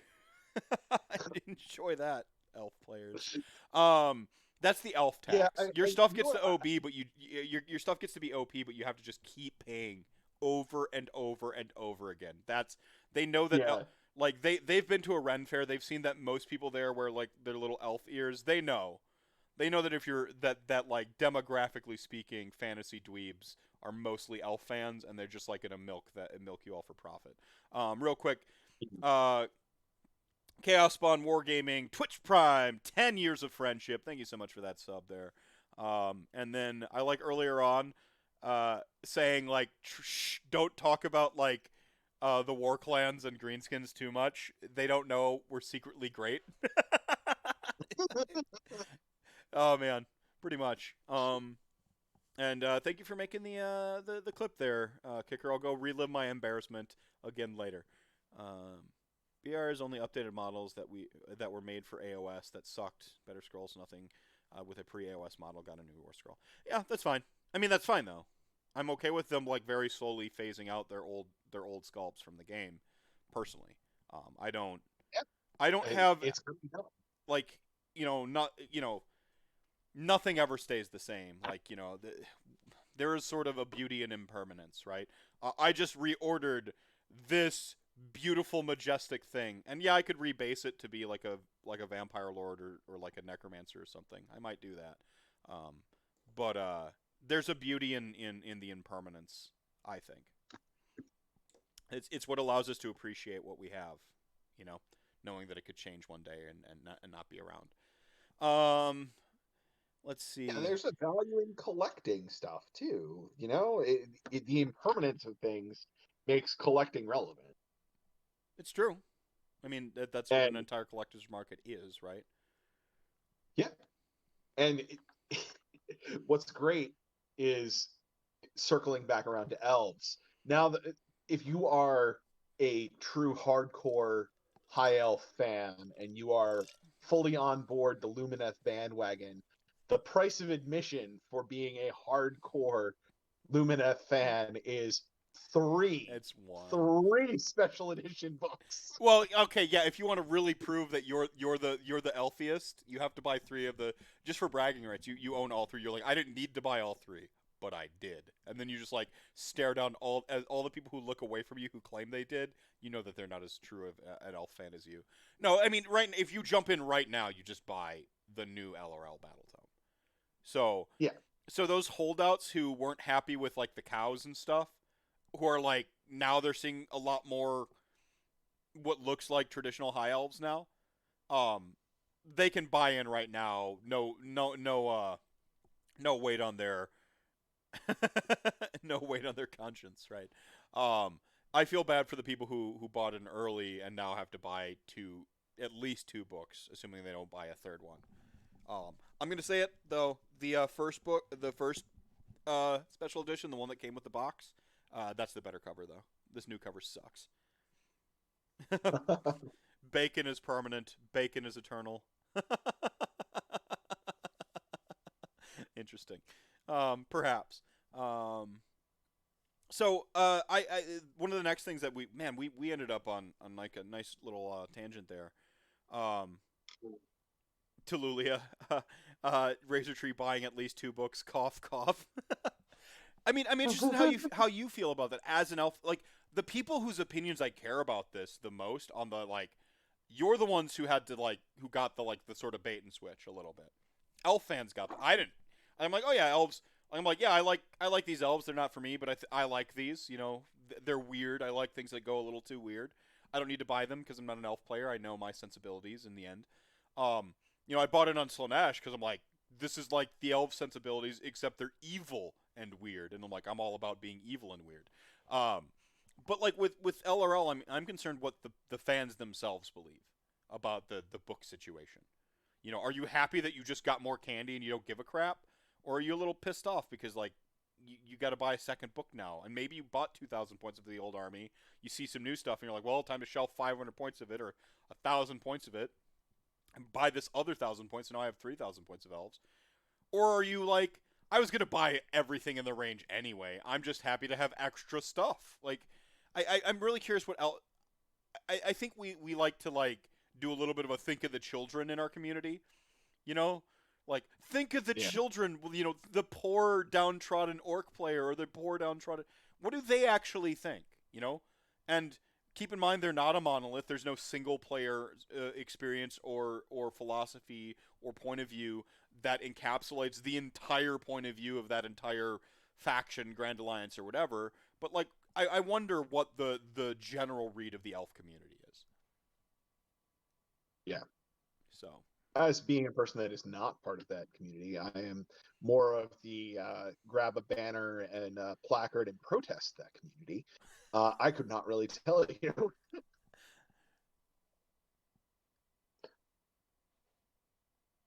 But I would say similarly, Nurgle has had this slow drip of new stuff all over the place. And so we've kind of had that, like, you can talk about you know, Nurgle for it's like 5 minutes on your own. I'm gonna go mix another drink. So, BRB. If you're playing the Rantcast drinking game that is not official and I do not condone, take care of your health, take care of yourself. This would be one of those things on the drinking game list. I'll be right back. so The Nurgle Nurgle has, slow pussy drip. Go on. yes, the slow drip of Nurgle. Yeah, Nurgle got the battle tome. It's gotten FAQs. The Skaven book has a bunch of stuff marked Nurgle in Clan Pestilence. We got Beasts of Chaos that gave us the Pestilent Throng, so we can take all of Beasts of Chaos in a Nurgle army. We got Wrath of the Everchosen. We got some stuff in Forge World that is still legal, and now we just got Techless. So we have like all of these different books. Like I could have like a shelf lined with books that are just all supplemental to my Nurgle army. I mean, I don't. I just have, well, technically, I guess I kind of have three because I have the Nurgle Battle Tome, I've got Slaves to Darkness, and I've got Skaven. But that's the Slaves to Darkness one is because I want to play Nurgle marked Slaves to Darkness as well. Um, but Wrath of the Everchosen I didn't actually buy, and not gonna buy Techless either because it's just War Scrolls. So those are gonna just be free in the app, so I don't care. The other things though, like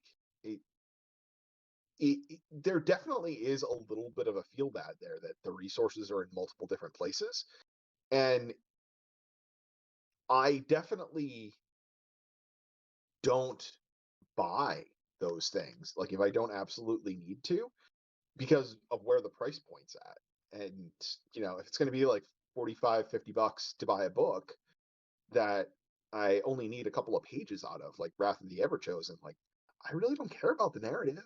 I'm not going to use the other stuff in this book. Why am I buying this? That and just the ease, unfortunately, or fortunately, of just finding this stuff on the internet. You can, um, You didn't hear it from me, but you can find all of these books hidden away somewhere on the internet for an illicit price, and it makes it so that I only buy the battle tomes for the armies that I play, um,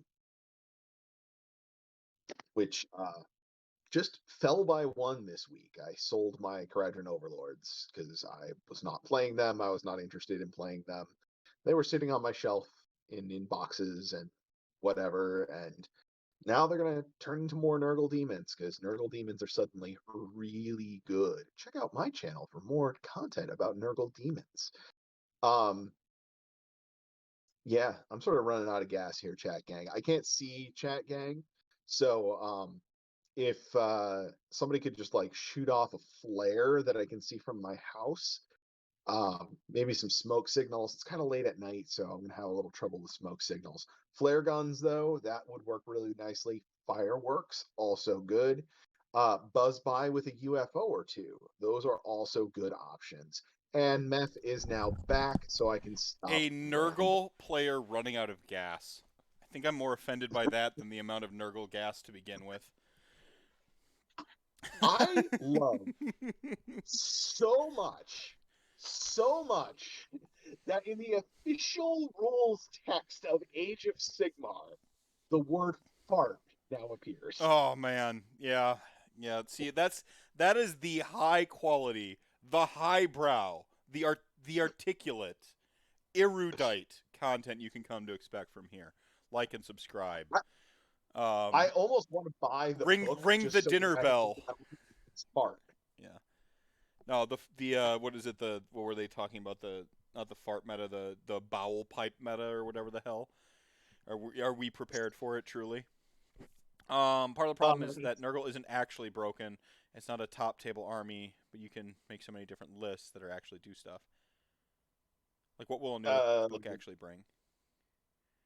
I don't think they're. I mean, people really don't like Blight King spam right now. Like, they hate it. They hate it so much. I think that there are some armies that simply can't deal with that density of wounds on the table. And the armies that have trouble dealing with that density of wounds on the table are all like S tier armies.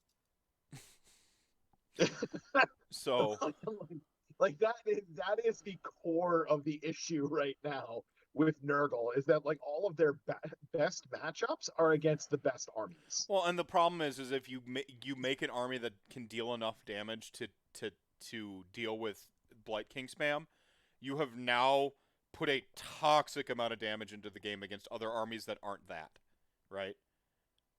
Yeah, like you can Nurgle armies regularly field literally double the average number of wounds in the game. They, like in an average list, like usually it's like just over 100 wounds. Nurgle list can put over 200 on the table. Yeah, like it is just an unreal amount of meat to chew through. Right. A Hotspur dropping 1,000 RDP to remind everyone chat gang ain't nothing to mess with. So I was listening to you. I was making my drink, but I have to catch up on chat here because I missed some of it. I don't know. I think to just kind of reset it all a little bit. I think 3.0 is imminent. I think 3.0 is going to be a little bit more of a 2.5 than a full new edition. I think they're going to use a lot of what's in the game currently in that like 3.0, but just refine it a little bit. Maybe tweak some mechanics. I think that they can streamline it. Pile-in is that's the big one for me. I want Pile-in to go back to the way it was written for like 2 precious weeks of 2.0. Just make Pile-in better. Like, I don't know. I mean, that's my hope. Make it cleaner, make it quicker. You'll solve the hypothetical problem of getting 2.9. My concern is just making it cleaner and quicker. I have 2 models that are close-ish. I can pile into I get to just pile into a model in a direction of my choosing. I don't truly care. Yeah, I think it's a mechanic that's a little bit too fiddly. Like, I mean, some people are worried that you're going to pile in away from them, right? But almost just be like, oh no, you just pile in. Don't break coherency when you do it, and you know, move towards an enemy model. Like, it just, you don't need to like have it be, and then you can have the exception for the units that can pile in any direction. Just be like, pile in towards an enemy model, 3 inches. There you go. Like, I should be able to grab that, like the pool cue thing that you see in the old timey generals tents, where they move the troops across the table. I should be able to grab one of those and just push my entire block of skeletons in your face with it, and not have to like get down and be granular with it. Yeah. I feel like there might be a change to pile-in coming. With the new LRL stuff, This is there's Drew Mouse and you are on the same page. Go on, continue. Yeah. Yeah, like there's a I forget what they're called, but they have like they have crazy pile-in rules. Yeah. They completely break all of the pile-in rules. The kangaroos. Yeah. Yeah, the kangaroo guys. And then getting back to the farts, the fart ability in particular also messes around with pile-in. Yeah. But it messes around with pile-in in a really strange way. Ready? Have you actually read that rule? Just seen pictures or watched people discuss it. I haven't read it to internalize it. So go on. So it doesn't say you can't pile in like a unit can't pile in. It says a unit within 3 inches of your unit cannot pile in towards that unit. Mm-hmm. So it's like implying that they can pile in away from you. Mm-hmm. Maybe we're gonna see pile-ins be just you get 3 inches, have fun. I'm fine with that. That's less granular. It takes us like, what if you pile in 3 inches away from me, and like, I'm guessing you might not be able to pile out of combat type thing, you know? Yeah. Would be my guess that you can't pile in out of combat, but maybe you can. Yeah, but like you can reset your ranks and stuff like that. Like, fine, whatever. I don't know. You can shore up the objective. You can make a little tidier circle.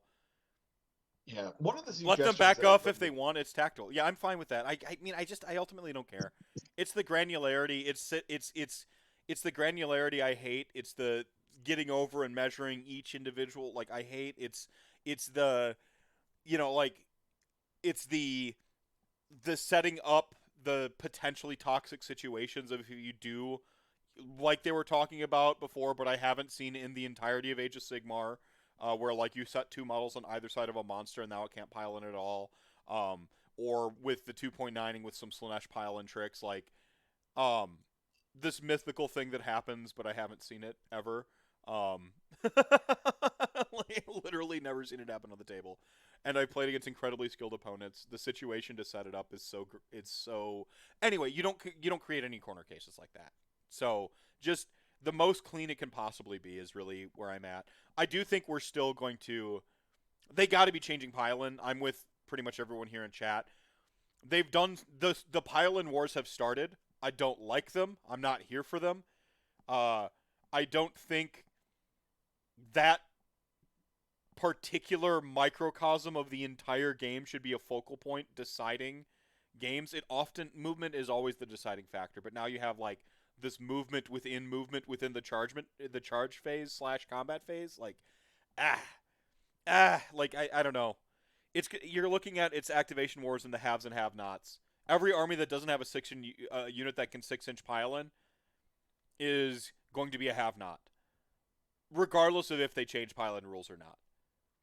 Like, now every army that can't stop a pile-in towards you in combat or doesn't have a 6-inch pile-in is now suddenly a have-not. So now you have to wait for your book to get updated, hopefully, or get some other tool to play against it. That's terrible. Nobody liked that with activation wars, waiting to see the activation wars, then them writing a fucking flowchart, then them writing an FAQ that countered their flowchart, then writing an FAQ that FAQ'd it all into a little bit better place, but still, fuck that. Like, just fuck that. If 3.0 is an opportunity to just yo MTV fucks that, like, don't just don't. Like, I don't want the best way to play the game to be to not play the game, to not engage people. I hate that so much. Like, yes, tactical decisions, castling, setting your lines, screening, the basics of the game, right? Smart deployments. I don't want it to actually get to the point where the combat phase happens and the best way to play the game is to not fight. I fucking hate that. Like, as a corner case scenario where you have, like, old skinks where, like, they could choose to, like, run away, so every other turn they could run away from you, right? That's fine as their thing. As Skaven heroes, that's fine as their thing. Don't make that the way the game is. Exceptions, not the rule, right? Like, I don't mind exceptions to any of your main blanket rules, but something like this gets too powerful for the haves that have it, and so everyone who doesn't needs to find a way to get it, or make skill lists to deal with it. How do you deal with pile and bullshit? Shooting. Ugh, please, no. like, I don't... no. Like how we dealt with the activation wars, more shooting, and like now all the shooting's here and nobody has fucking activation wars anymore. I'm just like, no! It's the worst of both worlds! Like, please don't do that. I really like the way they handled the pile-in wars with the new Nurgle scrolls, though, because it's not just like a universal, like, you can't pile in. It's like a modal thing. You hit the combat phase, you have 3 options of things that you can do with your Sloppity Bile Piper. Right? You can add attacks, you can do mortal wounds on 6s, or you can make your opponent not pile into you. And, like, it makes it so that there's a decision point there where you can, like, if it's right in this moment, then not doing the aggressive thing can be good for you. Or you can flip it the other way and go ham and, like, push all of the attacks into your opponent. It's giving you more choices and it's giving you a tool rather than just, like, doing bullshit shenanigans. Right. And you're giving up ground and yada yada. And, like, I think it's fine. Razor Tree, what you suggested was what I was waiting to suggest, actually. Because some of you are talking about, like, attacks of opportunity for, like, a pile-in that is more of a disengage. I don't want the charge actions. I'm hoping they stay away from that. Because now you're doing another thing I hate, which is you're doing bullshit on my turn. This was my turn. I got the charge, asshole. I get to do the thing. I'm like, and then you're just, like, gonna fucking suddenly, spontaneously grow glasses to push up and say, actually, when you charge, I'm gonna... Fuck off. No, you don't get to do that. But... Yeah, no. Like, handgunners do that. That is all. They're the only ones. They get an exception. They exception if the whole game core rules is like everyone gets charge reaction. I'm like, nope. Like, just fuck off. Like, actually, like, any rule that, like, should be said by pushing up your glasses should just be reassessed. So I don't want charge reactions, but something that, like, the rule I keep trying to talk about is, like, Bravery in 3.0. I think Bravery in 3.0 is something that needs to be reassessed. And I'm not talking, like, I don't care that, like, Battle Shock is simultaneously completely ignored or completely brutal. Like, I kind of don't care about that take. That feels a little bit like a red herring because it's utterly missing the point of what I think is the problem with Bravery, which is systemic. I think Bravery has a systemic issue. That it's not a full phase of the game. It's not like a cleanup phase in Magic the Gathering where, like, okay, now you do all the stuff.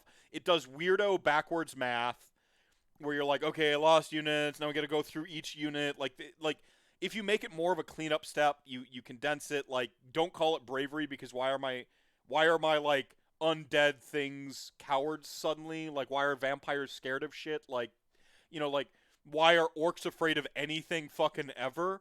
Like, calling it a leadership test like it used to be, or like a break test, or an overrun, or a cleanup, or mega murder phase, or something. Just fucking make it anything. It's not gonna get changed. It's not gonna be called something else. They're gonna keep calling it bravery because we already have war scrolls, right? But the point is like changing the phase and the narrative of what the phase is, the implications of what's going on in that phase, to be more of a cleanup step, to be more of a overkill phase, to be more of a something, and then taking bravery and fleshing it out in the game a little bit more. They keep doing this thing where they try to make bravery relevant, and they just, because the way the battle shock phase works, it's very rarely relevant that way. Now, a lot of people have been misplaying a lot of their battle shock rules because much of it says that like you have to use this in the hero phase, right, to be battle shock immune, and people are like, go battle shock immune in the battle shock phase, and it's like no, you should have declared that earlier. Now it's a little bit of granularity, but it does make things becoming battle shock immune seem more prevalent than they actually are, right? Yeah. But I said all that to say this. I actually like your idea, Razor Tree, of this notion of if you're going to like sort of withdraw or like pile away, that it's you take a battle shock test to do it, or a bravery check, or whatever the heck they're going to call it. Like, you roll against your bravery and you might lose some models because like you're giving up ground and to like maintain flank. Now you're doing a battle shock. The way you make battle shock better is having stuff that is battle shock happen out of phase. Because now you can't inspiring presence it, now you're not immune in the battle shock phase, and so on and so forth. Like, having that happen out of phase becomes more interesting. It also makes a rule like the Ossiarch Bone Reapers, you don't take battle shock tests, more impressive now. Like, it goes, oh no, you just don't do that. Like, so if someone's like, take a battle shock test out of phase, you're like, it says right here, no. Get fucked. Like, like, that plays up some of those rules that are more interesting. So like having stuff with the battle shock sort of happen out of phase and in different places, and just taking the notion of bravery and fleshing it out more and making it more interesting, I think you can make it more dynamic, especially if you're saving time on the pylons itself. We spend most of our time on deployment and movement, and I'm including pylons as part of that movement. Those are the things that they need to focus on making cleaner and quicker. Measuring, coherency, all that stuff, all that really granular stuff. You can get pretty quicker with your dice rolls if you're with enough discipline. You can get pretty quick with your movements too, but there is a practical element of physically moving models that you can never overcome the barrier. You can only be physically so fast in this amount of space, right? They've made the space smaller. Games should theoretically get faster. Like, there's the other ways to make the game quicker so you can put stress back on more interesting and more dynamic rules elsewhere. But yeah, I just want to put a pin in how much of like a non-issue battle shock is. So I mentioned before, I played against a Legion of Grief bravery bomb list this past weekend. Battle shock phase still didn't matter. My guys were like down to like -4 bravery, and I was still like losing a model in a battle shock phase. Like there's something like fundamentally like not working with battle shock. Yeah, it almost feels like they should change it to like a 2d6. Well, and I'm for it just being something like make a bravery test, like on 2d6. It feels weird to try to get under stuff, but in the, because you're making an exception now, trying to get under roll rather than over it. So like, but yeah, this is the one way we're gonna find. Roll under your bravery. If you don't, take mortals, right? Like, just make it take mortal wounds. And then just say these wounds may not be prevented in any way. Now you're not punishing multi-wound models disproportionately. Like, bodies have an intrinsic value in and of themselves. You don't need to further punish elite stuff. Like, just grievous wounds, or like a break. like 3 units break, and breaking is its own thing. Like they break formation and are assumed to have died or fled the battlefield. Like you can literally do anything, but be like, you actually no this like just make it D3 mortals can't be prevented. Like just something clean and quick, because the reverse math, the weird stuff. Did you have your massive regiment bonus? Oh yeah, you +2 bravery. Okay, cool. Heroes. Some of that stuff is fine, but some of it's just too heady. It's too much.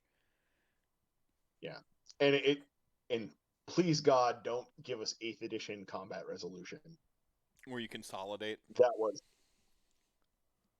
I mean, 8th edition fantasy, where like you counted up like the models that were killed and the banners in the combat, and who charged. Nope, and nope, like nope, nope, nope, nope, nope, nope, nope. Whose birthday it is? Like, did you have all of taco? that Did you have a taco or a burrito rolled last? dice. Like, fuck off. Yeah, it was so bad. It like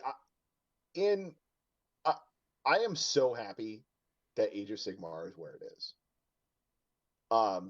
Age of Sigmar at launch was a tire fire compared to where it is now. Yeah. And I understand now, looking back on it, why so many people were so upset and like burnt armies and gave up on the game, went to Kings of War, started Ninth Age, gave it up entirely. Yeah. But now comparing Age of Sigmar to 8th edition fantasy, 8th edition fantasy was a train wreck. Yeah. Well, Druma, like, go ahead, finish your point. I'm sorry, I didn't mean to cut you off. Oh no, that was about all I had on it. Yeah, I don't like attacks of opportunity dark match, because you're adding too much rolling to the equation for me. Like I don't like that. I don't like things that like break with the normal understanding of when I get to fight you. You're doing activate. You're messing with activations. Does this mean now that if I attacked you because you fled, does that take my activation for the turn? Like yada yada yada. Like that's too granular. I wouldn't like attacks of opportunity. Just roll a die, do some damage. That's fine. And then Drew Mouse says, I know we don't assume their games will get similar rules, but for discussion, 40K just changed Battle Talk to a binary check, and when you fail, no matter how poorly you fail by, you just roll a dice for everything, and each one is a model that dies, and each one is a model that dies +1. See, that's fine. I like this one for a couple reasons, and I dislike it for one reason. I dislike it for the same reason I dislike old Battle Shock, which is it unnecessarily punishes multi-wound models. If the intent is to punish multi-wound models with the mechanic, then it's fine. I don't mind more dice rolls, because rolling dice is pretty hype, and this is gonna that has some hype to it, because I can see like grabbing a grip of dice and just being like, oh shit. And then like just counting the ones and just like I can see that, because like old Deadly was actually like awesome. I know a lot of people hated it, and the number of times I've seen Archeon die charging across Deadly is hilarious. But I don't. I think that's decent. I mean, that's decent. I think that Battleshock should be like there shouldn't be if-thens. If this and then that, and look for your banners and so on and so forth. Like now you do have, like just that's no, but like roll a dice, compare it to a number, do a thing. That's pretty straightforward. Do that, and then we can have some battle shocks happening out of sync, which puts some stress on your unit doesn't take battle shocks because they have excellent combat prowess, and in the battle shock phase they auto pass or they auto do this thing or they auto withdraw because they have the excellent discipline thing. But then it puts the stress on those units that don't have that, and that becomes an interesting dynamic across the game if handled well. And that's design space that's already been explored.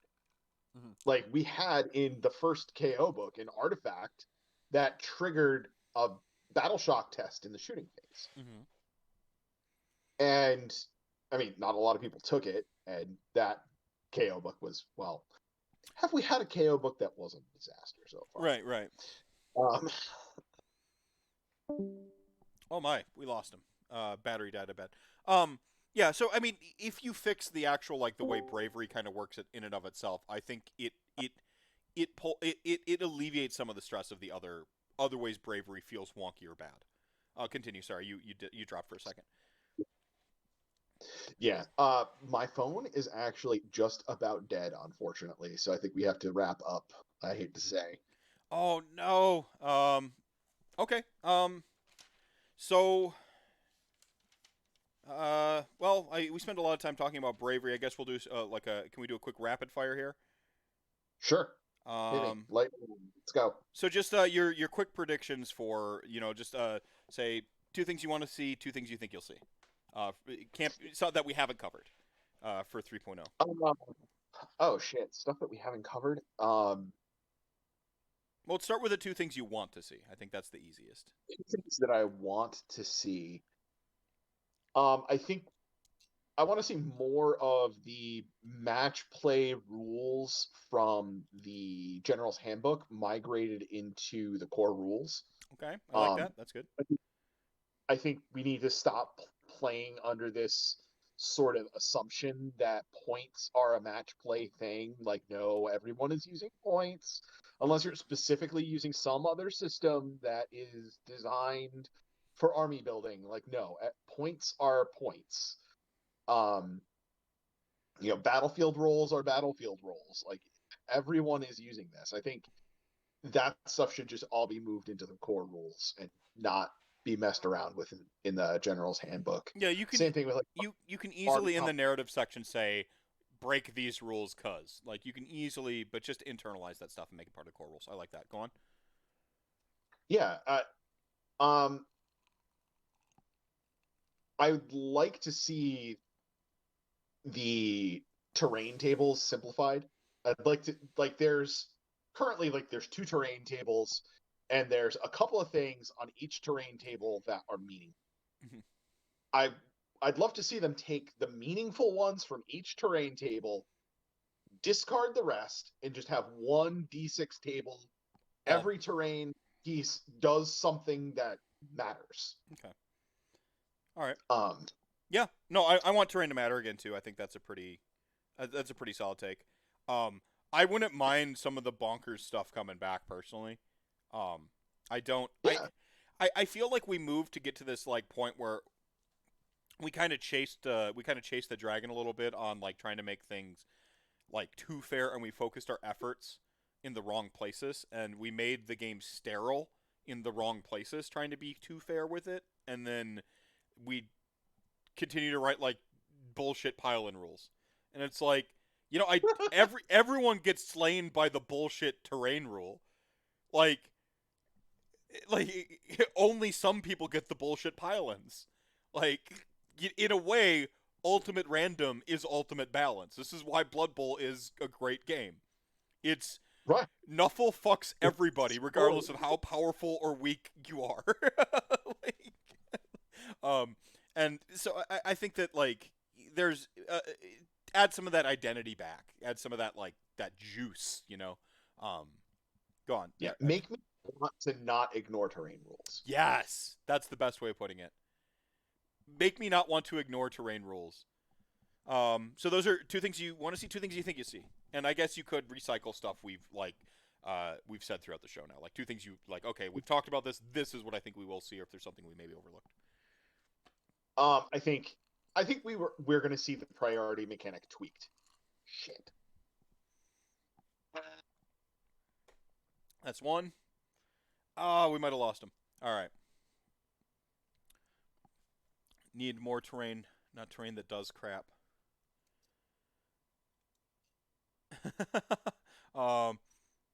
Spooky terrain piss off with that. It changes the LOS and battle area. I just think make it do stuff. Like commanding is a great example of like a terrain that's impactful to the game. But like we show up to the tournament, I'm like, okay, none of these are commanding. None of these are that. Oh, well then it doesn't matter. And then just like you don't care. I like what he's saying here. Maybe don't have old Deadly back, but take away Deadly off it. The priority roll Illuminati got him. Yeah, that's fine. We'll let him fade into the sunset. And it's just you and me, chat gang. As I kind of move into unbelievable. Thank you so much for the follow there. We'll kind of move into close out here. We didn't get to talk about the mental health and wellness aspect because that was going to be our final hour, and little did I know he was on a lame phone. But that's fine. I think it was. So this just became a AOS 3.0 prediction and discussion show. I hope you enjoyed it. Feel free to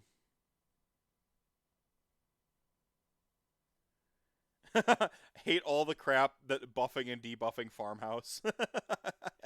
I understand what you're saying. What an epic sign-off. Shit. And then screen frozen. Brilliant. Great show and discussion. Yeah, I think a lot of creative juices flowing. A lot of takes in there. I've got about 10 little sort of mini short things that I said over the course of my birthday streams from like the video games and stuff. I'm going to be uploading those to YouTube at a small stagger, so those will be like little quick hits. They're already available in VOD form here on Twitch, so you don't need to wait for them to release on YouTube. I'm Twitch first. YouTube is kind of where I collect my thoughts afterwards, and by all means, I appreciate all the interaction on YouTube that we get. But the terms of service of Twitch it just necessitates that I focus on Twitch over YouTube. I'm basically not allowed to divide my efforts equally. So the price of getting affiliate first.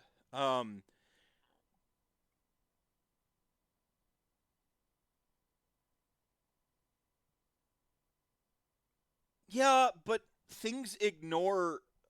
The thing is like they write models to ignore that terrain is breaking up the table. Things that teleport around it, things that ignore the line of sight, things that charge over it. They have a lot of rules that ignore that terrain is even there. Heck, the terrain is even built in such a manner to where you ignore that it's even there by taking down its modular walls or removing its trees. Actually trying to get the cover save by having everything on the piece of terrain can actually be a gigantic pain in the ass too, if you're with a sufficient unit or a big enough basis in a, and even in an elite unit. So I don't. It tends to be heroes getting cover saves and pretty much little else, which is probably by design. No, I flying is huge. It's probably too huge, I think. Ooh, there's a spicy take. Bring back deep striking model scatter. Or teleporting model shows up where you want, but on a 2-up, your opponent gets to place it. Whatever, if you did that, it would have to be something clean and quick. Scatter is kind of crap. I don't think you would do scatter so much as, like, penalties to hit on a die roll. Like, 2-up, you place it, 1-up, they place it, maybe. I think just something like -1 to hit, -1 to save, something like that, is a sufficient penalty for stuff that teleports. I think you shouldn't be able to shoot after you teleport. It's a movement. Just make teleports movements. I don't know why we haven't already. That's one of my great gripes with the game that I've had a long, long time. But what if I teleport onto an objective and steal it? Then do that. I should have screened it. Like, I knew what this was, but you shouldn't be allowed to get around the trade-off of teleport of movement and stuff. Most stuff that is melee is penalized by not being able to, like, move after it teleports, and by having to make a 9-inch fucking charge to get back in the game. It's a snowball's chance, practically. Super hype. It should be super hype. You should have to roll the equivalent of a 9-inch charge with your shooting unit to be able to shoot if you fucking teleport it. And by that I mean it should just be considered a move. That's something I would love to see in 3.0. Teleporting is movement now. Like, teleporting is movement. There you go. Now we fixed all the weird corner cases with movement. But now I have to go back and rewrite things like Balewind Vortex and all that stuff to be if you move and if you teleport. And nope, it's just they're just all teleports.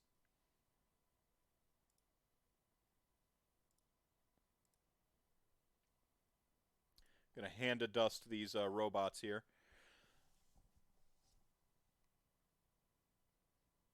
Yeah, teleporting, you hit on a 6-up. There you go. Yeah, again, you have to like, we're a combat game, so we're a combat game, so just being able to here we go. I'll come back. Sorry, I left you all for a second. Visually speaking.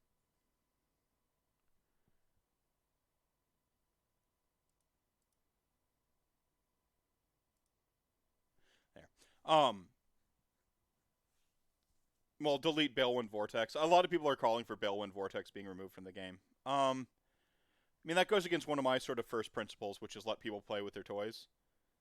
I think you can just fix Croak in a different way. Like, it's fine. Balewind Vortex isn't a problem in most situations. So then is the problem Balewind Vortex or Croak? Right? Like, think about this using all those tools I taught you all on my design show.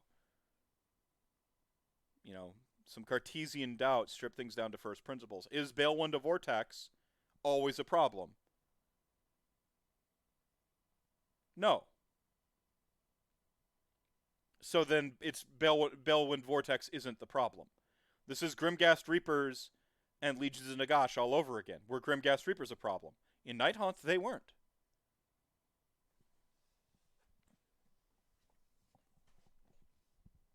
So I don't think you should delete Balewind Vortex. Because again, it's not a problem in 90% of the situations. So fix the 10% of the situations rather than delete the 90%. That just doesn't feel empirical to me. That doesn't feel sound. My big thing is make teleporting just moving. It's fine. You don't have to write all the exceptions then. You can save yourself a ton of ink if teleporting is moving, and then you change if the corner cases you want to occur, like a battle plan where teleporting units shouldn't be able to score. Then you just write that on those battle plans as the exception rather than the rule.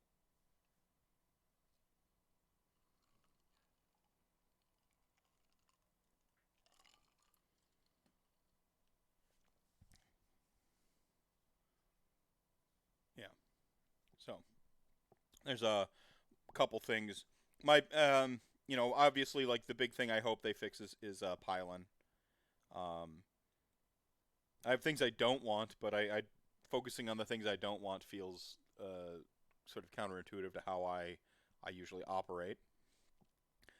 I'm warming up to the idea of smaller tables. I think the rest of the world should too. Just remember, you'll have more room for your beer. That's what I keep telling myself.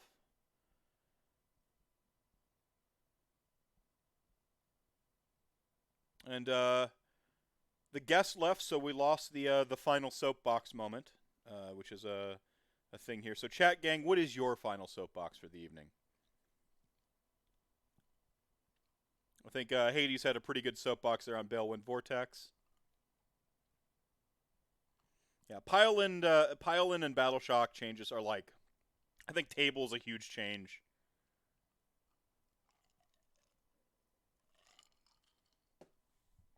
Those are my two go-tos. So, Waiting for chat to catch up. There's a 37-second delay.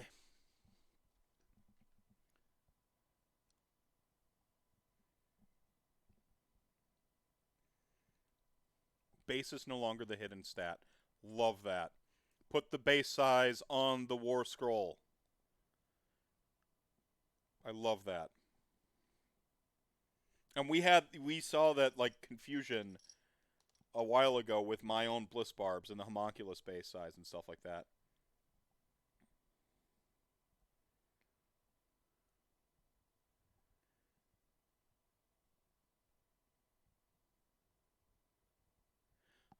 Razor Tree, I am all for table changes, just sad to have to measure more or buy new mats. That's fair. Hades, I like your final soapbox here. LRL is fine and balanced, and is a high skill, high reward army. I like that. That's a great soapbox. Final soapbox. Dr. Dark Match. Vampires are going to get screwed as the last battle tome of a version just like IDK did, and I am salty about it. I mean, IDK remained a gatekeeper the entire duration of 2.0. Eels were a litmus test, were ever present the whole edition. If Blood Knights have the grace to be as ever present as IDK Eels for an entire edition, is that truly a problem? Would either of us really feel that bad? I understand what you're saying, that you don't want the book to just be like 2 good War Scrolls and then just a bunch of duds. But, I'd rather 2 good War Scrolls than 0 good War Scrolls if those 2 good War Scrolls are, you know, the things I want to play anyway. Like, the problem is if the 2 good War Scrolls are like fucking Fellbats and like some like unyet seen hero that is, you know, just derpy and stupid. Oh, I'll do a Mephisto After Dark tonight. Don't worry. We got to do a proper sign-off.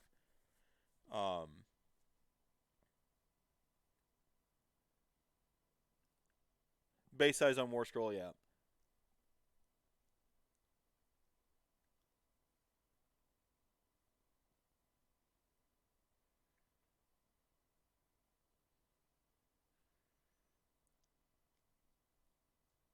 Better casting for everyone. A great final soapbox. More spells. I like magic. This is just this is a me thing. I like spells. I think they're fun. They're interactive at the very least when written well. They tend to have their own counterbalances. Spells tend to be pointed into the War Scrolls of the casters, right? Unlike shit like flying. Usually they just don't seem to take into account something can fly and its cost. And prayers aren't interactive. Spells tend to be pointed into things. Probably overcosted, honestly, most of the time. So better spells I'm kind of for. I like magic. It's fantasy. I want, like, you know how like people want guns in 40K cuz it's space shoot game? I want magic in my mythic fantasy game.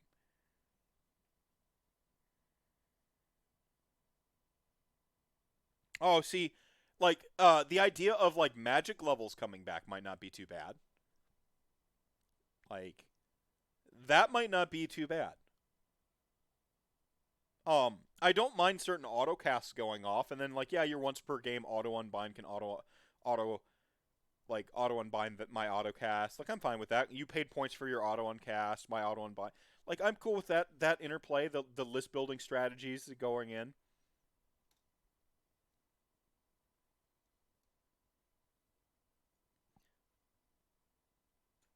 More magic, better casting. Yeah, I don't mind it. Like as long as the system is clean, as long as it stays relatively interactive, there's nothing wrong with like extra spells. I don't think. Like if it turns into like I go and get my beer during your spellcasting phase, and then just like have the guy at the table next to me. Like you have what? How many? You have like 8 spells to cast? All right, cool. I'm gonna try to unbind a couple of them. So just like cast them when I come back. Keep your dice laid out. You make sure he keeps his dice laid out. Cool. I'll buy you a beer too. Awesome. Cool. I'll be right back. Doesn't hurt me none. A lot of people are like, I don't want to see someone just cast spells their whole hero phase. Do you really want to watch people move their whole movement phase? Fuck off. Spells are fun. Way more interesting than movement. Shut up. That's a terrible take. Like, magic is the coolest. Like, if I could be a wizard IRL, and I mean, how do you know I'm not? I freaking would be.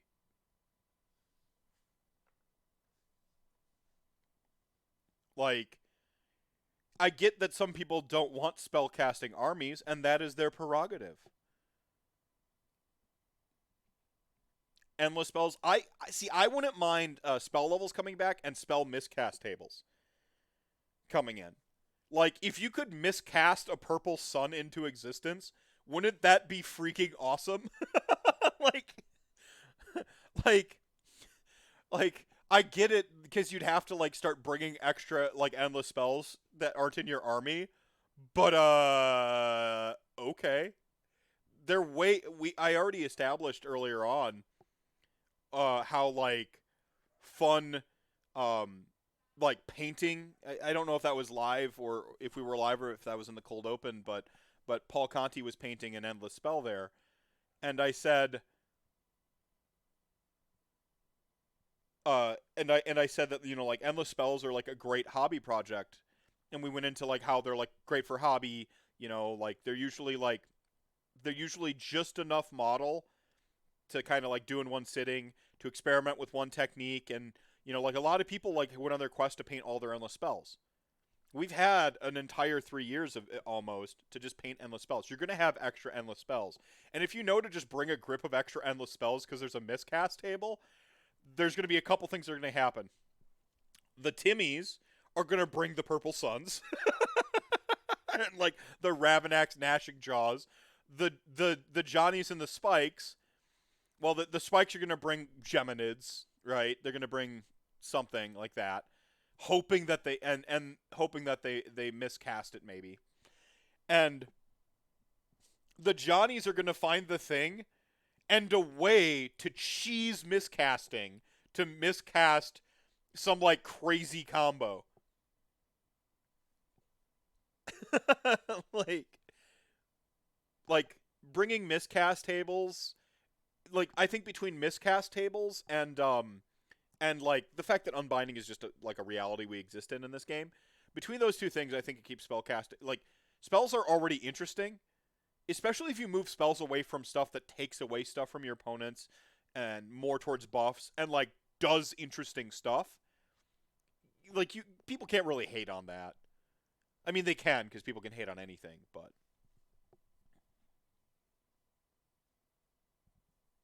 Kernigan, watching your opponent's movement phase is fun when you get to see them make big mistakes. I want more giant boat skeletons. I agree. If you could flash us some more boat skeleton pics, Kicker, that'd be sweet.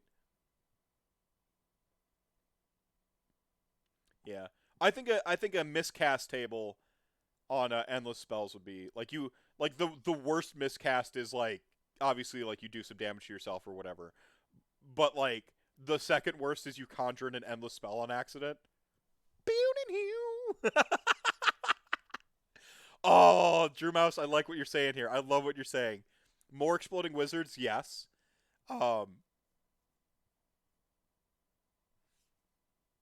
Magic is incredibly overpowered and dominant in Warhammer Total War. You could play that. I mean, I could, or we could all remember that I used to play Fantasy Warhammer, and I remember, my high elf opponent dropping an entire piece of terrain on my 40 block of skeletons. More exploding wizards, I'm for it. Hear me out. Endless spells become any wizard can control them if they sack a spell to roll and control the endless spell. So wizards can sack spells to push the sun around. That's pretty sweet.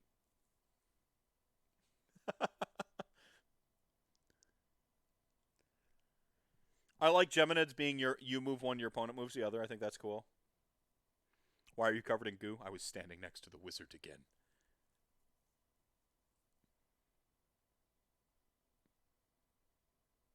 Yeah, with like spell hunters, that'd be sweet. Um, I I like Magic. I have a Magic bias. I will admit my bias towards thinking spells are sweet in a fantasy game. You see, I live in reality, and reality is boring, and I can like physically move my body elsewhere in my room, like I could in a movement phase. I can even march if I truly feel like it, or run. And I've been caught in my day charging something. I can't frickin' cast spells. I would love a game that like really indulges me.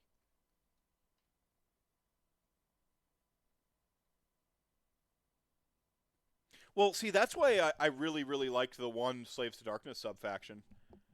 I think that that's super techy, is being able to move endless spells out of sync. I love it. I think it's great. I think that's one of those sleeper armies that people aren't talking about.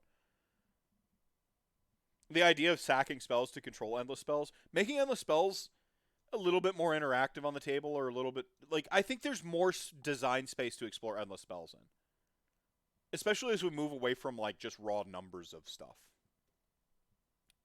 Don't be boring, right? I should have made that into my Seven Deadly Sins episode, or into my episode show, is like one of the sins of design is being boring, but I was taking a more analytical stance. All right, chat gang. My final soapbox for the evening, since I don't have a guest, is, be excellent to yourselves and each other.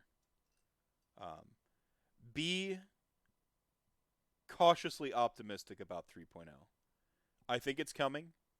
Find a perspective that ensures the most self-compassion Unbelievable! you're capable of. Unbelievable. Thank you so much for the follow there. Find a perspective that allows you some self-compassion. Never let a company trying to sell a new product, and let's make no mistakes here. A new edition coming out. Yeah, I'll turn on War of the Lion. A new edition coming out is a way to infuse new players into our game. And they're going to approach it with all the passion they tend to approach their game with. I don't think Games Workshop is a cynical company. I think that they're a capitalist company in a capitalist society, like, every one of them. But they're not I don't think they're cynical. They are not EA. They are not Blizzard Activision. They don't strike me as a cynical capitalist company. So I am cautiously optimistic 3.0 will be mostly good. But yeah, they're going to release it to infuse interest into this game.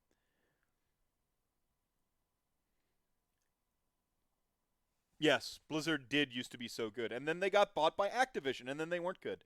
Um, the so I mean I think that like keep in mind that like this is an opportunity for them to like sell stuff and inject new players into the game. And I think it's very important as existing players in this game that we lead by example. We show people how we play Age of Sigmar, with passion and some of those things that I always preach, like inclusion and acceptance, right? Like, you may have your fun a certain way and someone may have their fun a different way, but as long as we're always helping each other have fun, that's what makes this community great. Roll some dice. I look forward to rolling dice again. I get my second vaccine at the end of the week here. Super pumped. Then 2 more weeks, and I am ready. I'm ready for tournaments. I'm ready to see my friends again. I'm ready to go out there. Start talking to, hey, you got the vaccine yet? Yeah, boom. And then we get to freaking hang out and roll dice again. Schedule a trip to Madison. Schedule a trip to Chicago.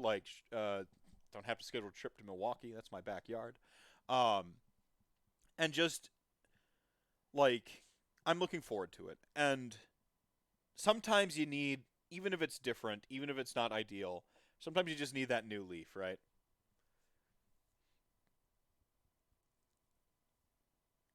So, welcome to the vaccine mafia.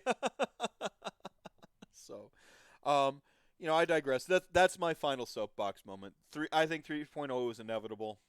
Find yourself a perspective that you can uh, have some self-compassion. Know your own sensibilities, what you want, what's going to make you happy.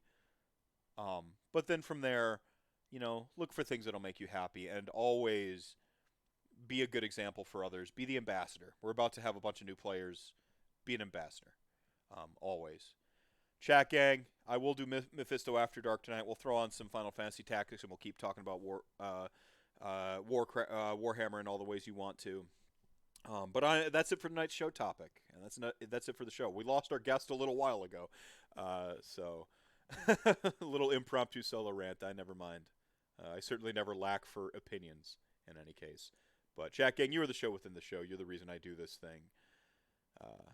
Remember to drink your milk, pay your taxes, and I'll see you all in 3.0. And, before that, because I've got a bunch of shows and stuff. But take care, everybody.